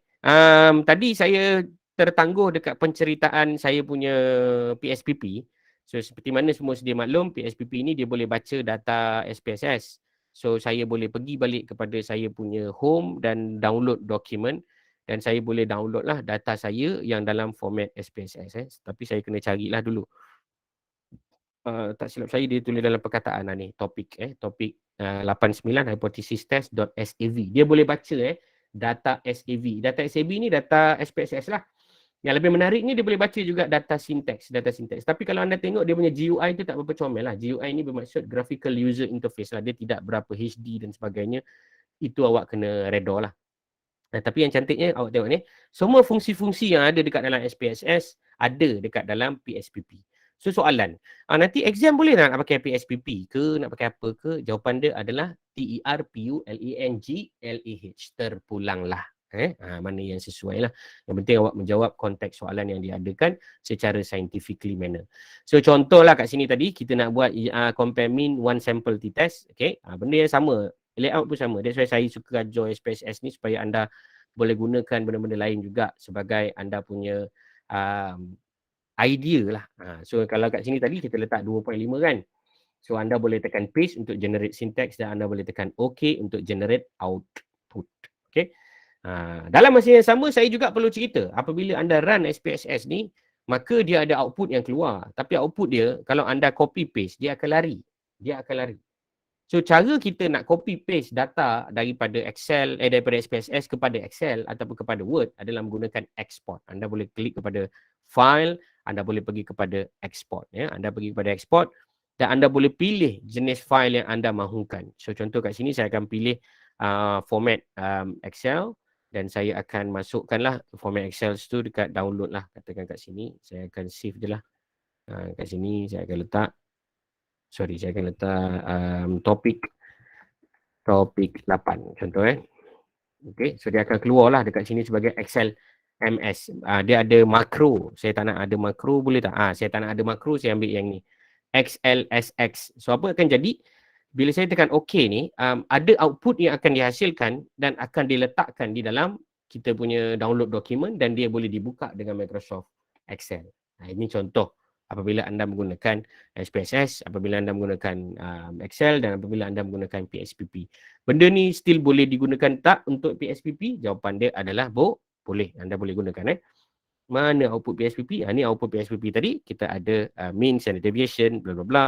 Kita ada mean, standard deviation yang berkenaan yang kita uji pada 2.5. Ni tadi kat sini kan, kita ada tulis 2.5. And kita boleh still output dengan cara export lah. Cara yang sama export. Kita boleh export dia dengan cara menggunakan CSV ataupun kita boleh export menggunakan PDF ataupun open text document. Kalau anda nak sama macam Word, anda ambil ODT lah. ODT ni biasanya adalah untuk data-data yang berkonsepkan macam Word lah. Dia macam Word. Contoh saya tunjukkan sekarang. Saya akan namakan dia sebagai topik juga, topik 8 tadi. Tapi tadi dalam bentuk Excel kan. Tapi kali ini dalam bentuk ODT pula. ODT maknanya dia akan keluar dalam bentuk Word document. So semuanya akan ada dekat dalam saya punya dokumen seperti berikut. Topik.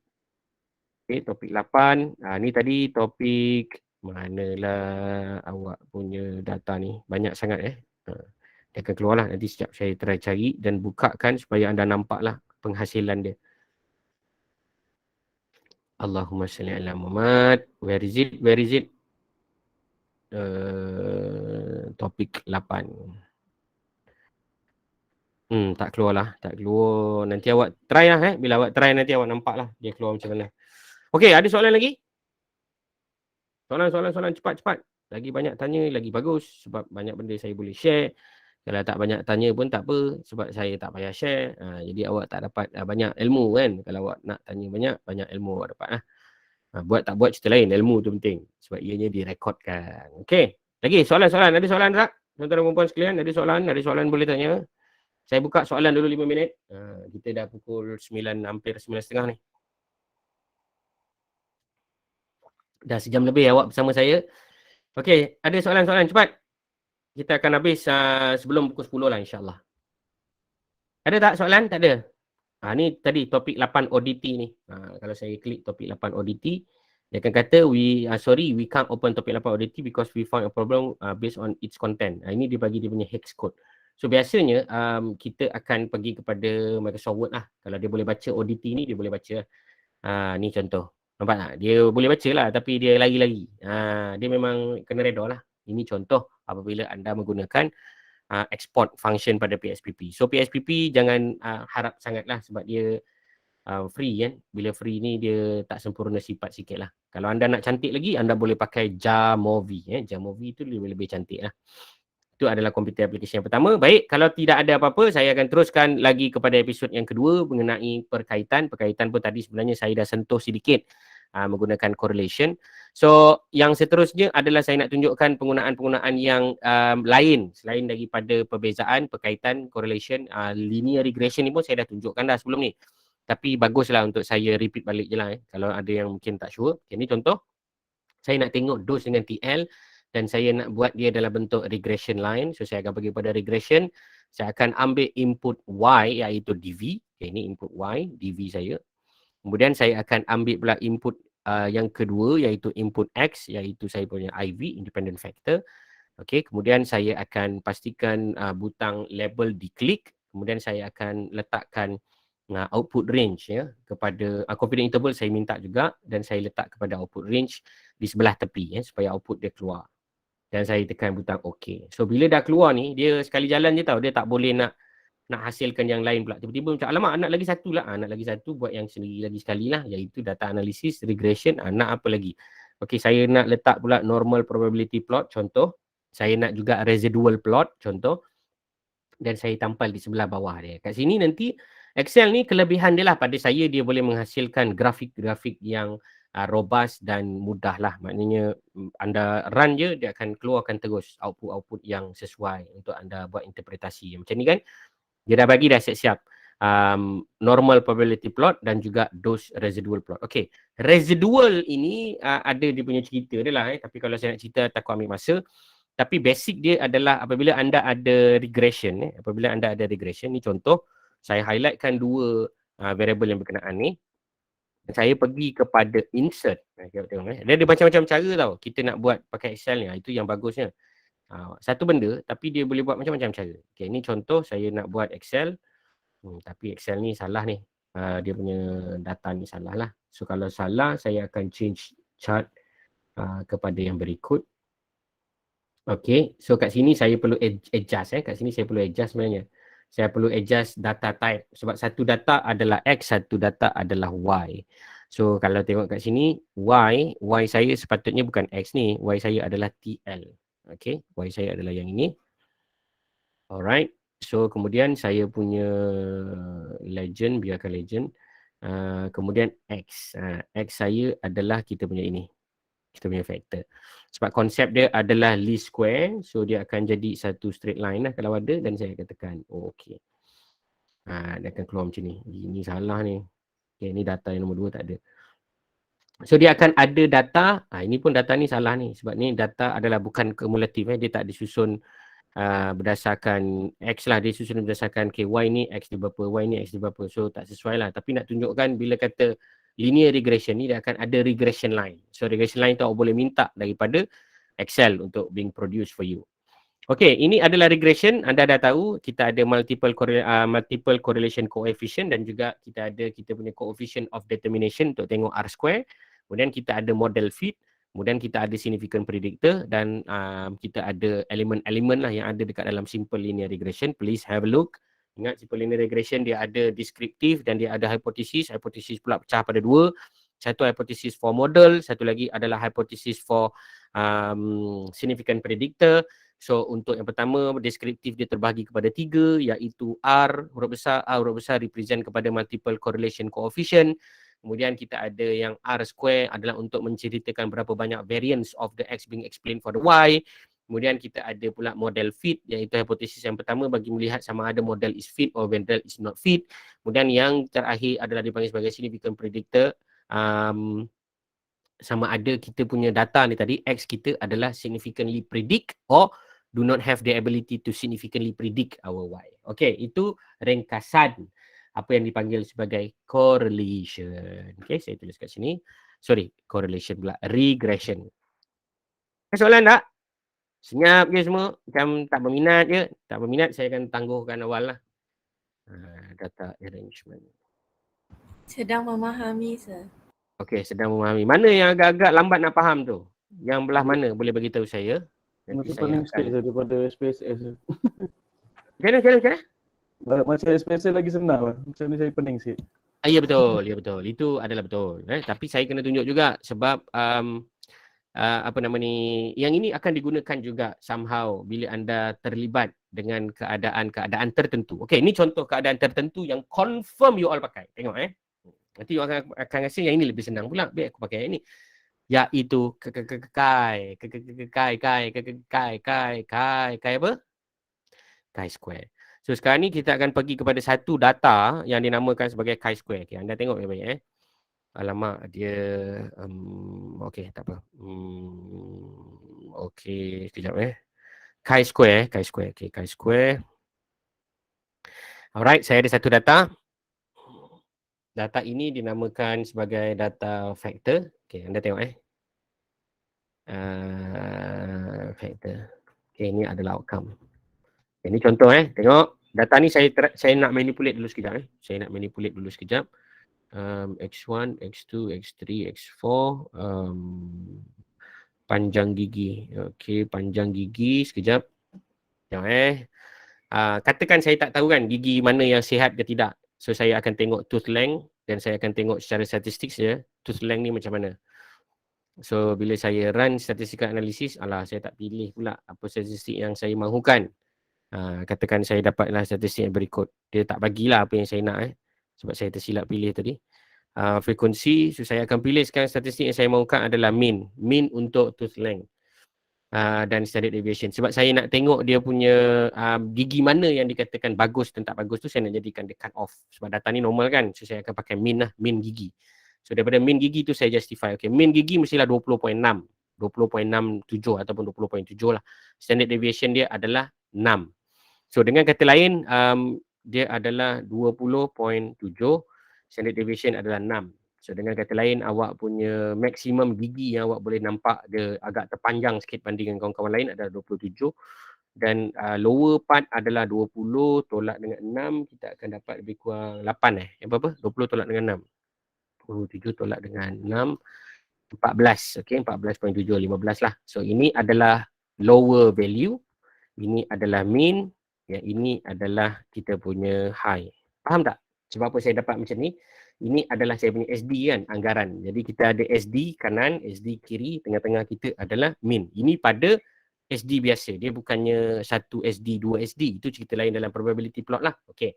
Tak apa, yang nak cakap dengan kamu sekarang ni, apa yang saya nak buat? Saya nak asingkan mana gigi sihat, mana gigi tak sihat. So saya akan gunakan transform. Saya akan pergi kepada record into different variable. Saya akan masukkan tooth length, and of course kita akan cakap y.cat. Y.cat adalah kategori. So saya akan gunakan cut off saya adalah 20.6 tadi. So sesiapa yang lebih daripada 20.7, maka saya akan klasifikasikan mereka sebagai kumpulan kosong. Kumpulan kosong ni maksudnya kumpulan kosong pula, kumpulan 1 lah. Kumpulan 1 ni maknanya sihat lah, gigi yang sihat. Okey, sekejap. Saya akan pergi balik semula dan remove. Sekejap. Silap ni. Okey, all and new values 20.7 sebagai kumpulan 1, iaitu kumpulan yang giginya sihat. Dan sesiapa yang bawah daripada 20.69, ini adalah kategori yang dipanggil sebagai kosong.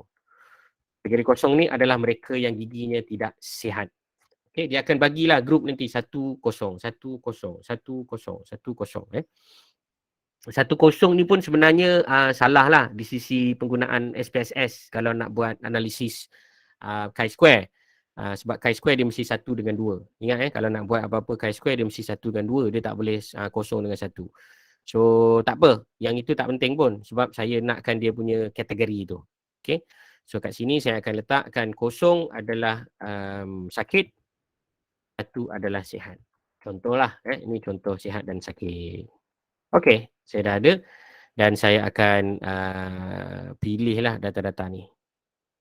Okey, kalau awak perasan kan kat sini dia akan saya ada kekhawatiran takut dia terlari dengan data saya yang saya telah copy tadi. Oleh itu saya copy balik semula data ni dan saya letak semula di sini. Okey, so kita ada tablet sakit, tiada tablet tidak sakit. Dia ada mix lah. Yang penting dia mesti ada mix lah. Sihat dan sakit, sihat sakit. Okey. So apa yang saya nak buat sekarang ni adalah saya nak buat chi-square. Awak tengok chi-square. So bila anda nak gunakan Excel untuk chi-square, anda ada data dalam bentuk perkataan macam ni. So salah satu strategi dia adalah anda convert semua ni kepada bentuk 1 dan 2, masuk dalam Excel, biar masuk dalam SPSS, biar SPSS jalankan. Itu saya rasa kebanyakan daripada awak yang akan buat di PKD nanti sebab awak rasa SPSS ni lebih senang digunakan berbanding dengan Excel. Nevertheless, ada di kalangan kamu yang memang nak gunakan Excel ni, boleh teruskan niat berkenaan dengan kaedah berikut lah. Kaedah pertama dinamakan sebagai label. Anda kena labelkan lah. So ini adalah ID kan.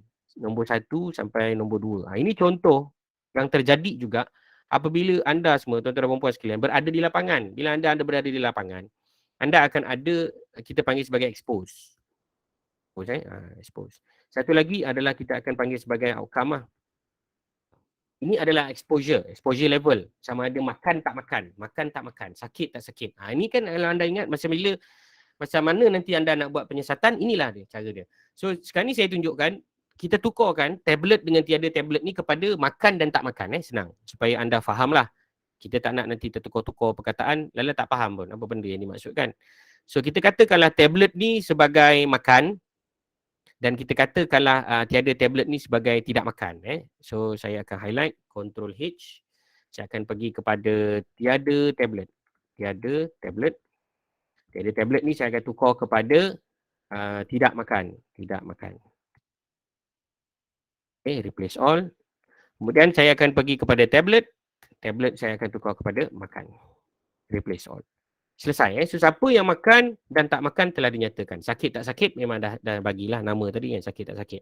So sekarang kita nak buat chi-square. Kita nak tahu ada tak perkaitan antara status makan dan juga sakit atau tak sakit. So cara dia tuan-tuan dan puan-puan perlu lakukan adalah perlu mengira.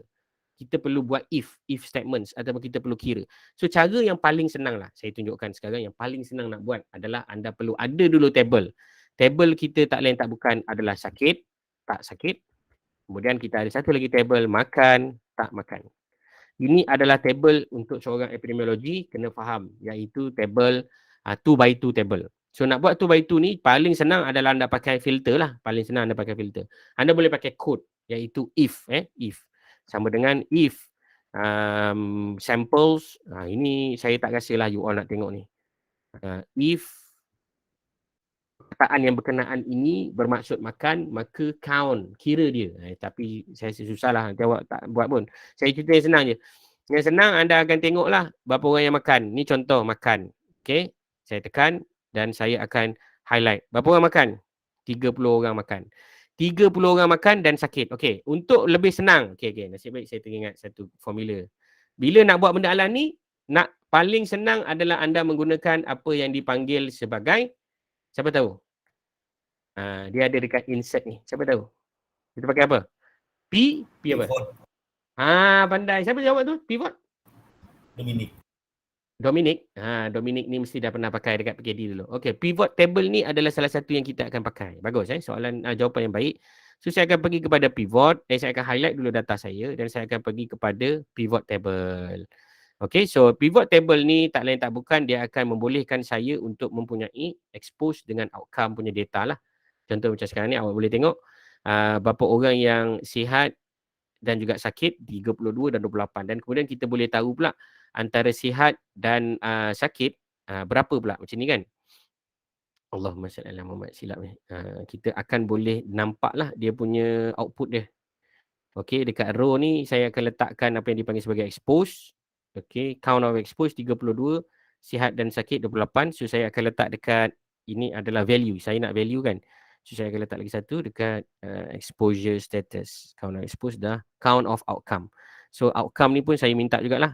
Outcome ni saya akan letak juga dekat value. So apa akan terjadi kat sini? Dia akan ada sakit, sihat, sakit, tak sakit, sakit tak sakit. Kemudian kita akan ada makan tak makan. Makan tak makan ni tak ada dekat sinilah exposure. Kita akan letak kat sini pula. Okay, count of exposure. Macam tak berapa nak faham je ni.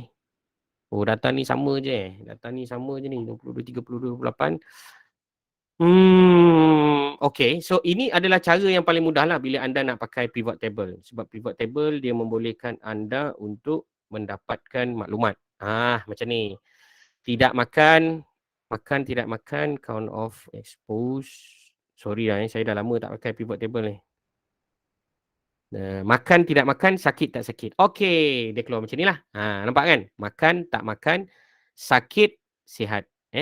So tapi dalam epidemiologi bila kita buat chi-square, kita akan pastikan bahawa kita punya kolom kita punya kolom mestilah macam ni lah. Sakit tak sakit, status kesihatan mesti kolom kolom dekat laju kita punya kolom. Kemudian makan tak makan dekat kita punya baris makan tak makan. Ini contoh. Tapi kita still boleh dapatlah information tu daripada sini kan. Contoh sakit dan makan. Berapa orang? 20. Macam itulah. Makan dan tak sakit. Makan tapi sihatlah. Maksudnya tak sakit tu sihatlah kan. 10 orang. Okay. Kemudian kita ada tak makan. Tak makan dekat sini kan. Tapi sakit. 12 orang. Okay. Kemudian kita ada tak makan. Tapi tak sakit. Sihatlah maksudnya kan. 18. Okay. Dah siap kita punya table. So table kita ni tak lain tak bukan bila nak pakai chi-square. Anda pun dah belajar sebelum ni. Bila pakai chi-square, anda kena kira dia punya value. Anda kena kira dia punya value ataupun sum lah. So kita akan kira dia punya sum. Kita akan kira kat sini sum. So kita dapatlah sum of it is 30 dan juga 30. Dan sum of this one is basically 32 dan 28 lah. Dan kita akan dapat total semua 60 orang. Okay, selesai. Ini apa dia? Ini adalah table of apa? Observe apa? Observe Observation. Observation. So yang tidak ada adalah table apa? Expected ataupun expectation. So bila expected tak ada, maka kita kena buat. So macam mana kita nak buat? So sekarang ni kita akan cuba buat lah macam mana nak buat. Tapi lepas tu kita tak akan kira tau. Kita akan suruh SPS, apa nama ni, Excel kira. Awak tengok bila kita kira. So cara nak kira dia sama dengan nyet kali dengan nyot bahagikan dengan nyet. Macam tu. Dapatlah 16 iaitu A, B, C, D, E, F, G, H, I, J total. Lepas tu anda akan buatlah seperti ni. Okay, ini dah siap kan? Okay, tengok saya akan siapkan yang lain-lain jugalah. Saya segit je. Bila saya segit dia jadi error kan? Tak ada masalah sebab yang ini akan didarabkan dengan yang atas tu dan dibahagikan dengan total. Okay, yang ini pun sama. Saya segit. Dia akan error sebab dia akan pergi ke sebelah bawah. Yang ini saya tarik ke sebelah sini. Yang ini saya tarik ke sebelah sini. Okay, yang ini saya akan segit ke sebelah bawah. Dia akan error juga. Dan saya akan tarik yang ini ke sebelah atas, yang di sebelah atas. Nanti anda tengok je lah balik video ni, anda akan fahamlah yang saya maksudkan itu. Dah selesai. So bila anda kira ni dapat tak balik 30? Jawapan dia dapat lah, memang confirm dapat. So yang the next step, anda akan kira apa? Anda akan kira O, anda akan kira E, anda akan kira O minus dengan E, anda akan kira O minus dengan E kuasakan dengan 2, kemudian anda akan kira O minus dengan E, anda akan bagikan dengan E, kemudian anda akan kira dia punya sum. Okay, ini kita akan buat. Tetapi saya tak nak tunjuk yang itu. Saya nak tunjuk macam mana you nak buat pakai function. Okay. Bila anda pergi kepada data ni tadi, anda pergi kepada data analisis, anda akan tengok kat sini, ada tak function chi-square? Jawapan dia tidak ada. Tapi function dia ada dekat dalam komputer. So anda kena tekan sama dengan, anda akan tekan chi, chi, dia akan ada dah kat sini. Chi-square test distribution, chi-square berkenaan, chi-square test. Saya akan pergi yang inilah. Chi-square test, dia akan minta actual range. Ni saya punya actual range. Dan saya akan tekan comma, saya akan ambil kita punya expected range. Okay, yang saya akan tekan. So nilai yang ada ni, 0.03 ni, adalah nilai chi ataupun adakah nilai P? Siapa tahu? Nilai chi. Nilai chi. Alright. So nak tahu betul tak betul apa yang sahabat kita bagi tahu ni, apa kata kita buat sama-sama lah kan? So kita akan ada A, B, C, D. So A, B, C, D ada seperti berikut. 20, 10, 12, 18. Okey, expected kita 16, 14, 16, 14. Kemudian kita akan buatlah 20 tolak yang ini. Dapatlah berapa jawapan dia. Kemudian kita akan ambil nilai yang berkenaan ini, kita kuasakan dengan 2, dapat. Kemudian kita segit dan kita akan ambil nilai yang ini, kita akan bahagikan dengan kita punya expected, maka kita akan dapat nilai yang berkenaan. Kemudian kita akan tekan sum. Sum kita adalah seperti berikut.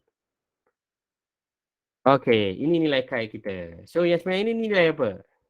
Nilai chi ke nilai P? Nilai P. Ya, ini adalah nilai P.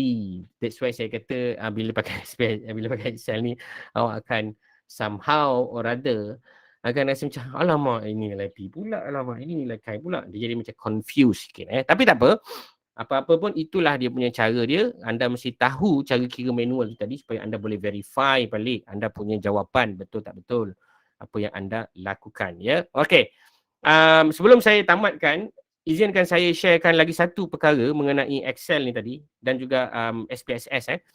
Dalam penggunaan SPSS, kadang-kadang di lapangan ada data yang kita dapati ianya bukan dalam bentuk raw data. Ini dipanggil raw data. Jelas tak ini dipanggil raw data? Faham tak apa maksud raw data?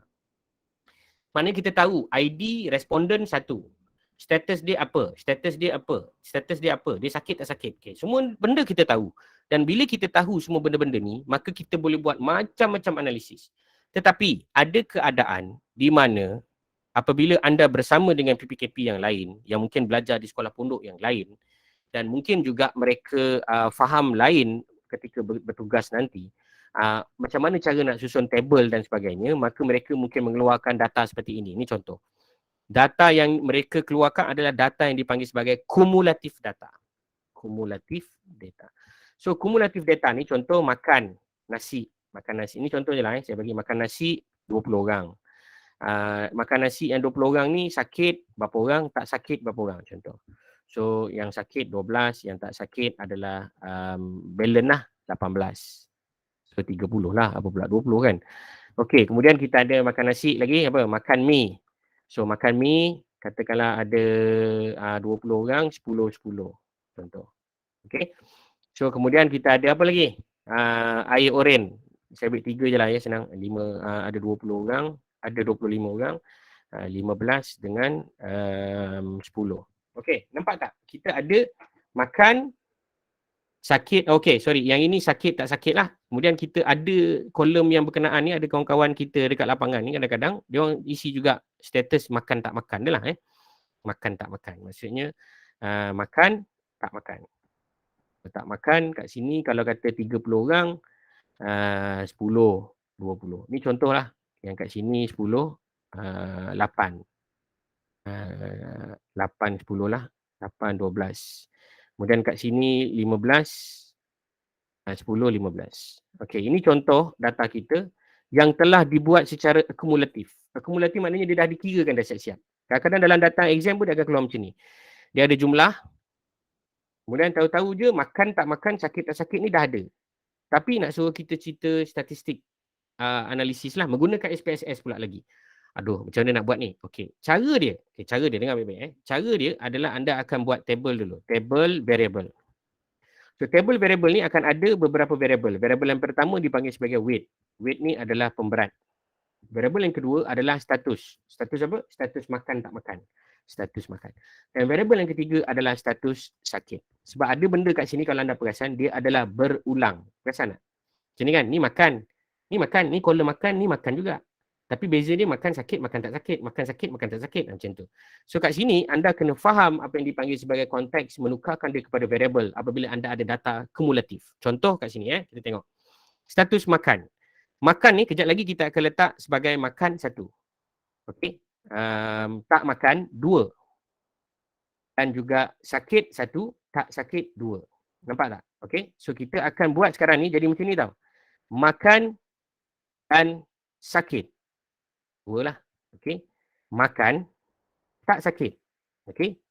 Makan, tak makan, sakit. Tak makan, tak sakit. Faham tak? Faham ke tak faham? Faham, sir. Faham ke tak? Faham kan? Maknanya kita tukar perkataan status tu, kemudian weight. Weight ni kita akan masukkan yang inilah. Contoh macam ni kan. Tapi mesti awak confuse ni. 1 dengan 2 ni. Kita tulislah senang kan. 1 adalah makan.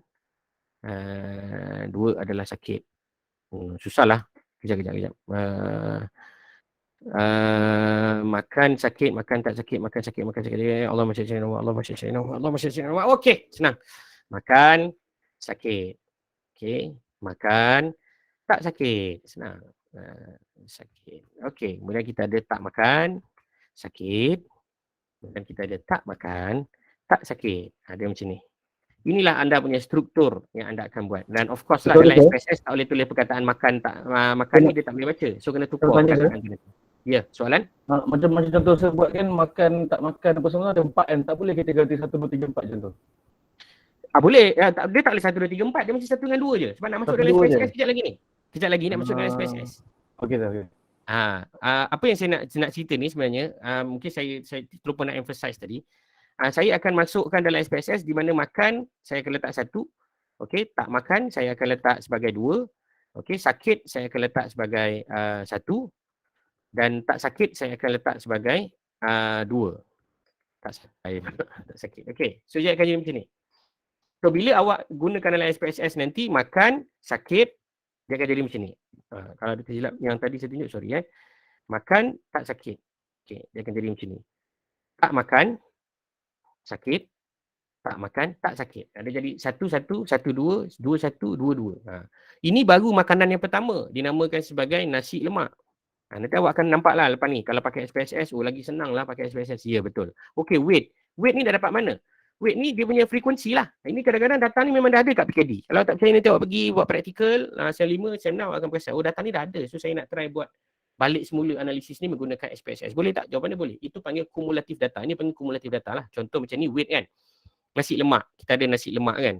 Ni nasi lemak punya cerita. Dia dah ada 4 data ni. Nampak tak? Data ni dah ada. So kalau data ni nak susun balik macam ni, yang paling senang macam ni. Data ni katakanlah awak ada 100 makanan pun. Tak ada masalah, awak akan pakai trans apa? Transgender ke transpose? Awak akan pakai transpose dan awak samakan perkataan-perkataan dia, makan tak makan, makan tak makan, makan sakit tak sakit, sakit tak sakit. Awak samakan, kemudian copy paste, masukkan maklumat tu dalam SPSS. Ni saya cerita je dulu konsep dia supaya nanti anda boleh apply knowledge ni. Okey, weight dia. Weight dia macam mana nak tahu? Okey, macam ni, makan sakit. Mana makan sakit? Makan dan sakit. Makan dan sakit.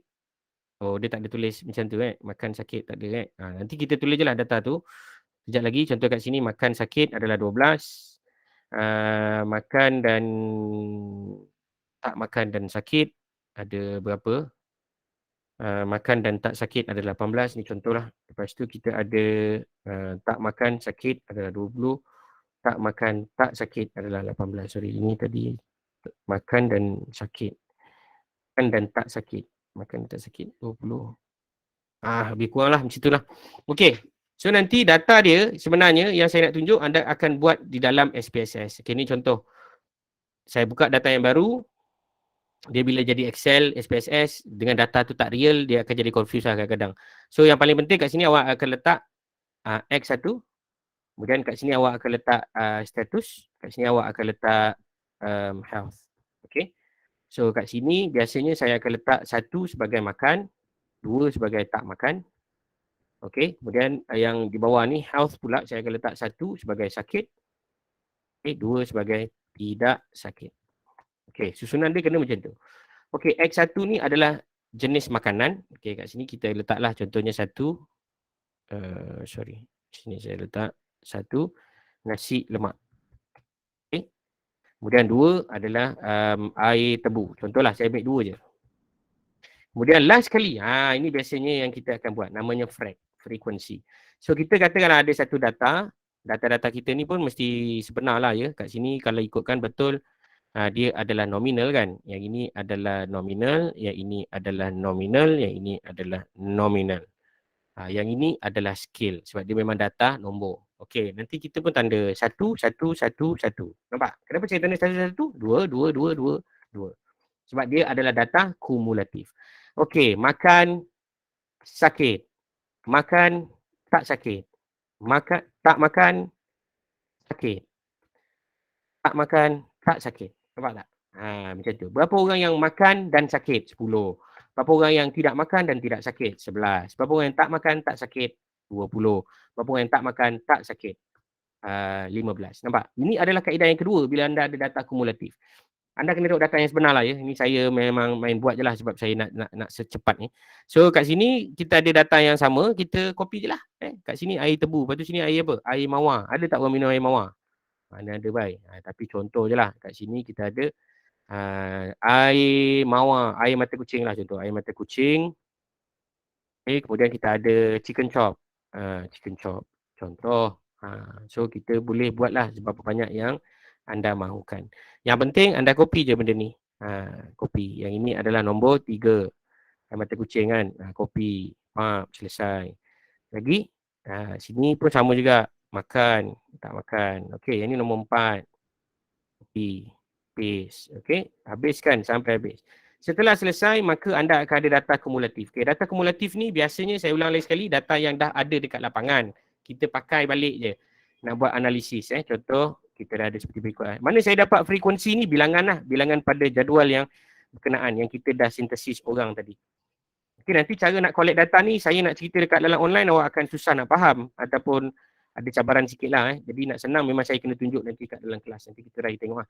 Okey, cara nak analisis data ni ada sedikit trik di mana kita akan gunakan weight ataupun pemberat. So contoh, saya pergi kat data, saya akan pergi kepada select weight, saya akan ambil lah frag. Frag ni adalah kita punya pemberat. Okey.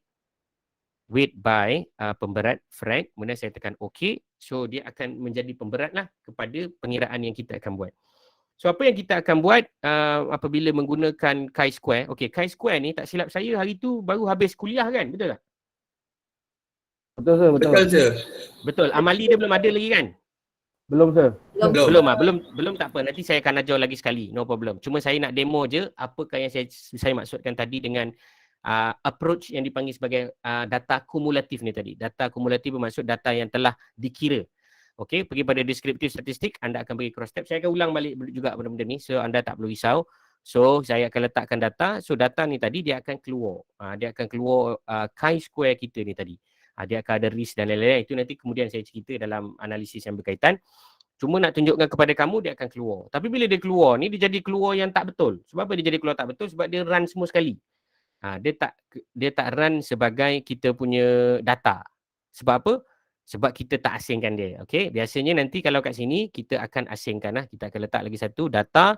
Kita akan namakan sebagai split file dan kita akan compare group based on satu. X1 ni adalah jenis makanan. So kalau anda run sekali lagi chi-square yang sama ni, kalau anda tengok, ni demo je sebenarnya saya nak tunjuk.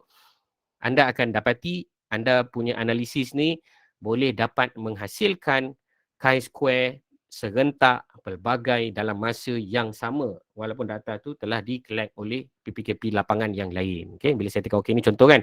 So saya adalah nampak ni. Kita ada nasi lemak, air tebu, mata kucing, chicken chop. Kita dah boleh nampak dia punya chi value. Nampak tak? Ini adalah dia punya P value. Lebih besar ataupun kurang daripada alpha. 0.4 lah lebih besar, lebih besar, lebih besar, lebih besar.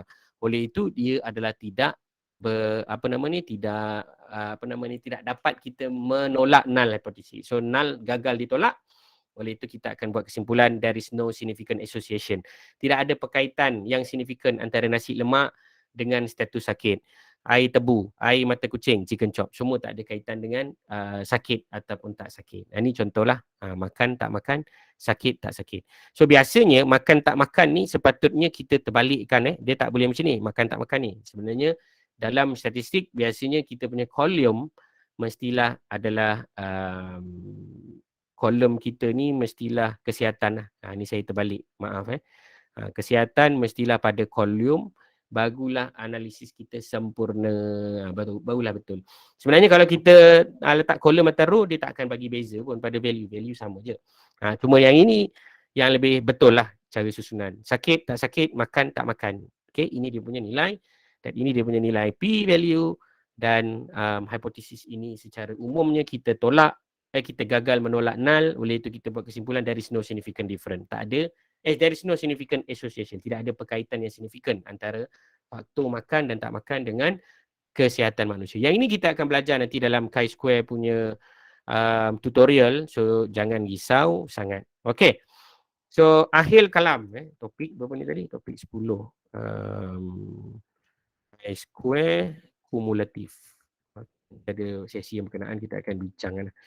So secara kesimpulannya, ada lagi masa lebih kurang 2-3 minit. Saya nak ceritakan Excel boleh membantu anda untuk membuat analisis. Namun begitu anda perlu faham cara-cara nak menganalisis Excel. So bagi saya personally lah, saya cadangkan kepada kamu, jangan tak gunakan Excel langsung. Still gunakan Excel terutama apabila membuat data-data manipulasi yang lebih halus. Cuma gunakan Excel ini sebagai data manipulator dan juga data filtration. Saya biasa gunakan Excel adalah data filtration dan data manipulator. Saya nak tambah, saya nak tolak, saya nak buat algoritma yang complicated, semua saya pakai Excel.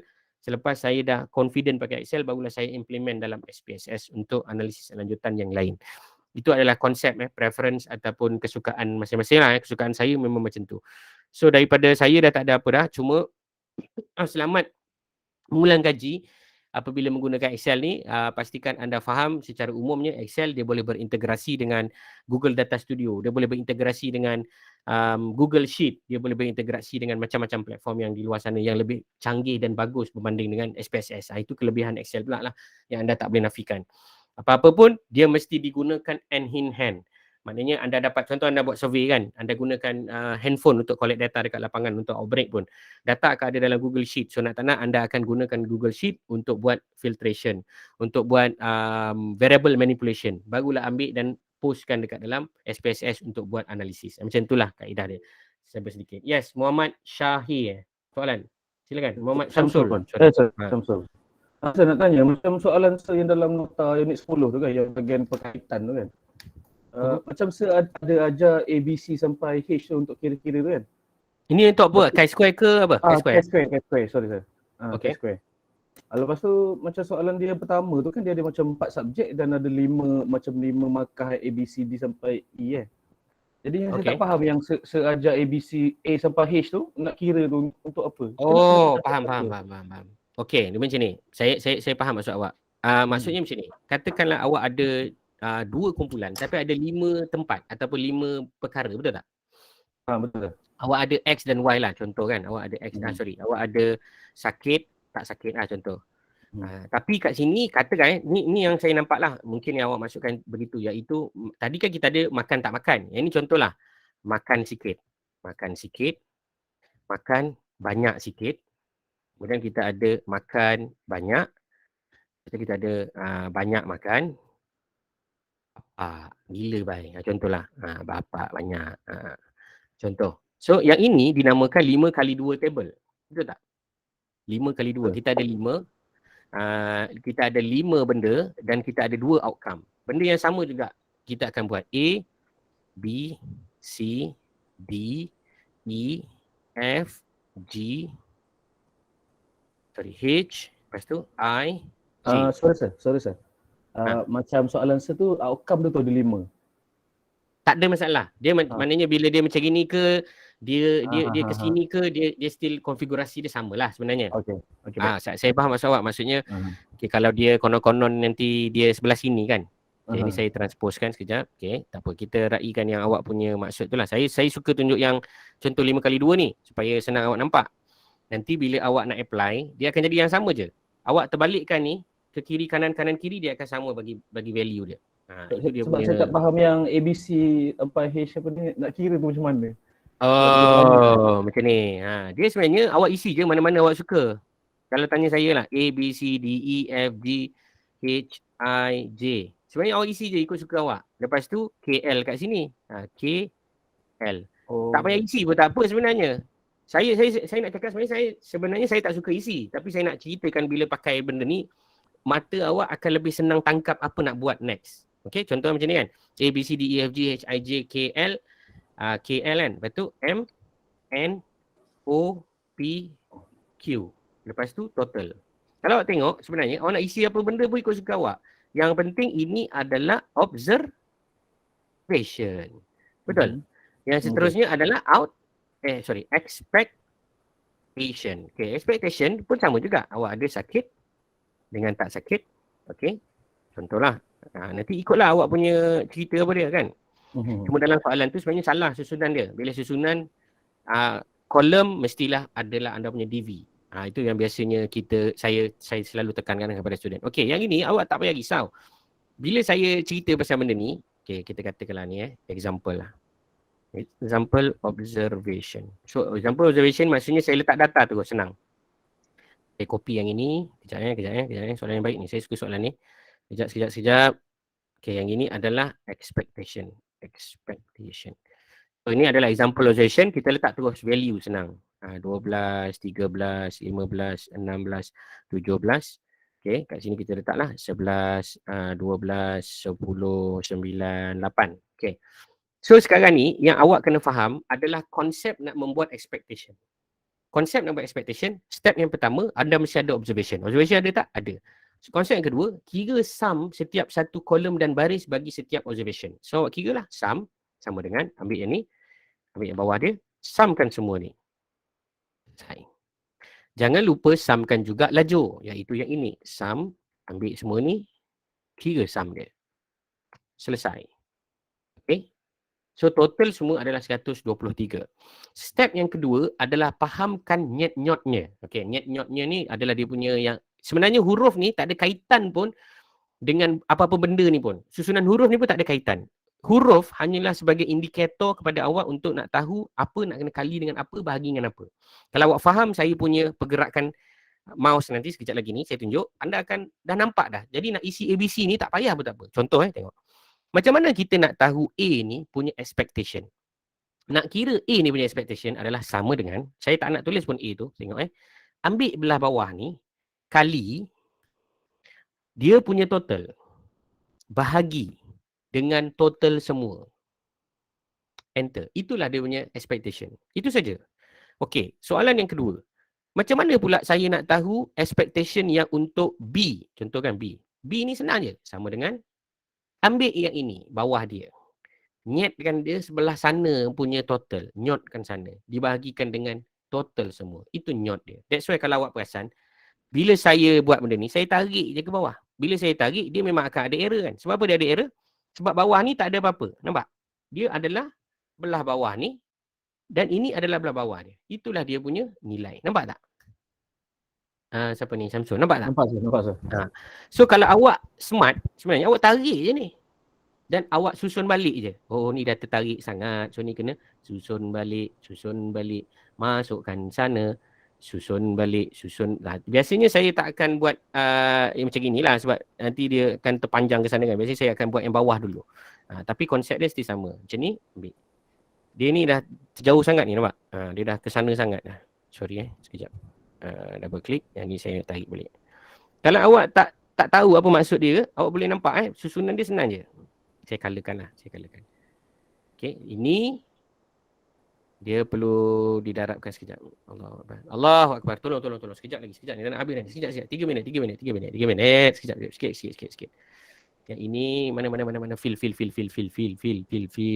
Ni contoh kuning. Kuning dan juga dia punya kuning. Macam tu. Dia punya konsep dia. Awak nak cari yang atas ni adalah ambil kuning bawah tu, kalikan dengan yang atas ni, bagikan dengan yang ini. Okay. So yang ini pun sama sajalah. Sebenarnya ni kalau awak tarik pun awak akan dapat nilai dia lah. Okay. Bila awak tarik ni pun dia akan ada error. Sebab apa dia ada error? Sebab dia perlu dibetulkan balik. Okay. Sekejap ni saya tarik. Okay, saya tarik. Allahumma salli ala Muhammad. Okay, saya tarik kan. Yang ni awak tengok. Kat mana silap dia? Kat sini. Dia perlu disusun balik ke belah atas. Yang ni dia perlu susun balik belah atas. Selesai. Okay, yang ni saya tarik je lah, senang. Okay, saya lebih suka tarik kiri kanan berbanding dengan atas bawah. Siap. Okay, satu lagi. Okay, satu lagi. Tarik je. Okay, last kali ni saya tak nak tarik lah. Saya nak buat. Okay, cuba awak buat. Macam mana nak kira? Sama dengan nak kira apa? Nak kira yang J. So, J adalah ambil yang bawah, kalikan dengan yang atas. Salah sebab dia lorong yang bawah kan. Kali yang bawah ni. Bagi total. Dapat. Dan kalau awak tak confirm, awak boleh tekan balik sum ni dan dapatkan jumlah semua. Maka sepatutnya anda akan dapat nilai dia adalah bersamaan dengan sama yang atas lah. Tu. Okay, kejap sikit lagi. So, bila saya tarik ni, semua sekali adalah 123. Selesai. So, soalan awak tadi, so macam mana nak susun kan? Sebenarnya tak kisah pun. A, B, C, D, E, F, G, H, I, J. Sampai J je sebenarnya kita nak isi ni. Kemudian kat sini kita akan isi apa? Awak akan isilah yang O dengan apa? O, lepas tu awak akan kira E, lepas tu O minus E kuasa 2. Saya nak cepat O minus E kuasa 2 bahagi dengan E. So awak masukkanlah. O dia berapa? 12, 13, 15, 16, 17. Allahumma salli ala Muhammad. 13, 15, 16, 17. Okay. Lepas tu F. F dia berapa? 11, 12, 10, 9 dengan 8. Okay. Siap kan? So untuk expected pula, ambil yang belah bawah ni ni. 13. Nampak tak? 13.65. Lepas tu 14.83. So A, B, C, D tu tak ada kena-mengena pun dengan analisis. Dia hanya membantu awak punya mata tu supaya lebih fokus. Kat mana nak tengok? Maknanya kalau kata sakit tu macam dia ada banyak lagi, mana bersambung lah ke bawah gitu kan? Ya betul. Itu sebab dia panggil 5/2, 6/2, 2/2 macam tu lah. Itu semua table lah. Table, jadual. Dipanggil sebagai cross tabulation table. That's why bagi saya soalan awak sangat bagus dan cara nak faham macam ini kan. Sebenarnya saya ni pun tak patut buat macam ini sebab saya pemalas. So sepatutnya saya ni je, transpose je. Dah ajar transpose tadi kan. Kalau ikut betul, sebenarnya saya akan ajar kamu pakai transpose je. Allahumma salli ala Muhammad. Saya akan tampal dulu. Okay. Biasanya saya akan tampal dulu sebagai value only. Okay. Lepas tu saya akan copy. Kemudian saya akan paste. Bila saya paste pula, saya akan paste guna transpose. So dia akan masuk dah siap-siap. Nampak? Jadi kita tak payah pening-pening. That's why kita kena sometimes bila tadi kalau ada di kalangan anda semua rasa macam alah tak payahlah pakai Excel, sebenarnya tak, kena pakai juga sebab ada keadaan yang memang awak kena pakai untuk cepatkan awak punya operasi macam ni kan. Lebih cepat pakai Excel kalau data tu dah memang raw. Faham tak? Data ni kan macam raw kan. Kalau data tu yang memang awak sendiri kutip dan awak tahu macam mana nak buat, tak apalah, pakai je lah SPSS kan.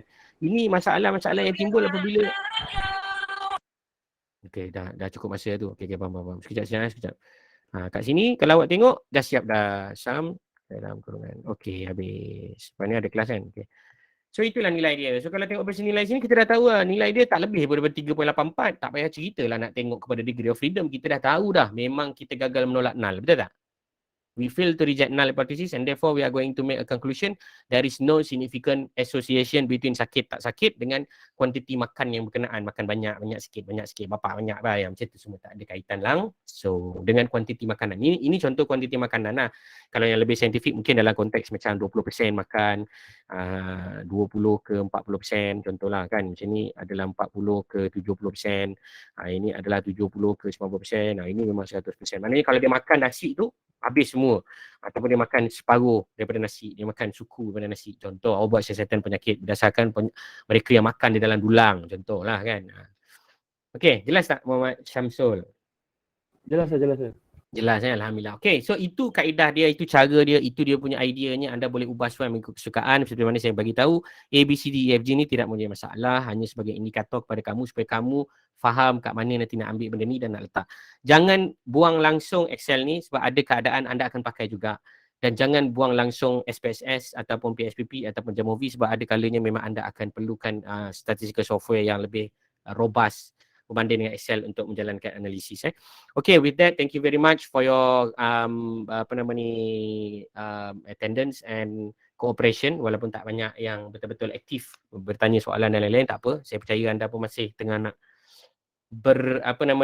memahirkanlah semua benda yang saya dah tunjukkan ni. Selamat menelaah dan jumpa lagi. Ada soalan boleh tanya, boleh WhatsApp dan jangan lupa komen dekat dalam YouTube. Saya sentiasa tengok anda punya view, saya akan tengok view saya dalam YouTube dan saya boleh tahu kalau anda tak tengok sebab saya biasa akan tengoklah setiap semester. Okey, itu saja. Ada beberapa soalan? Saya boleh ambil soalan lagi kalau perlu. Kalau tak saya akan tamatkan. Tak ada Okay, kalau tak ada saya akan tamatkan dulu recording. Kalau ada nak tanya boleh tanya. Saya akan tunggu dalam lebih kurang 1 minit sambil makan.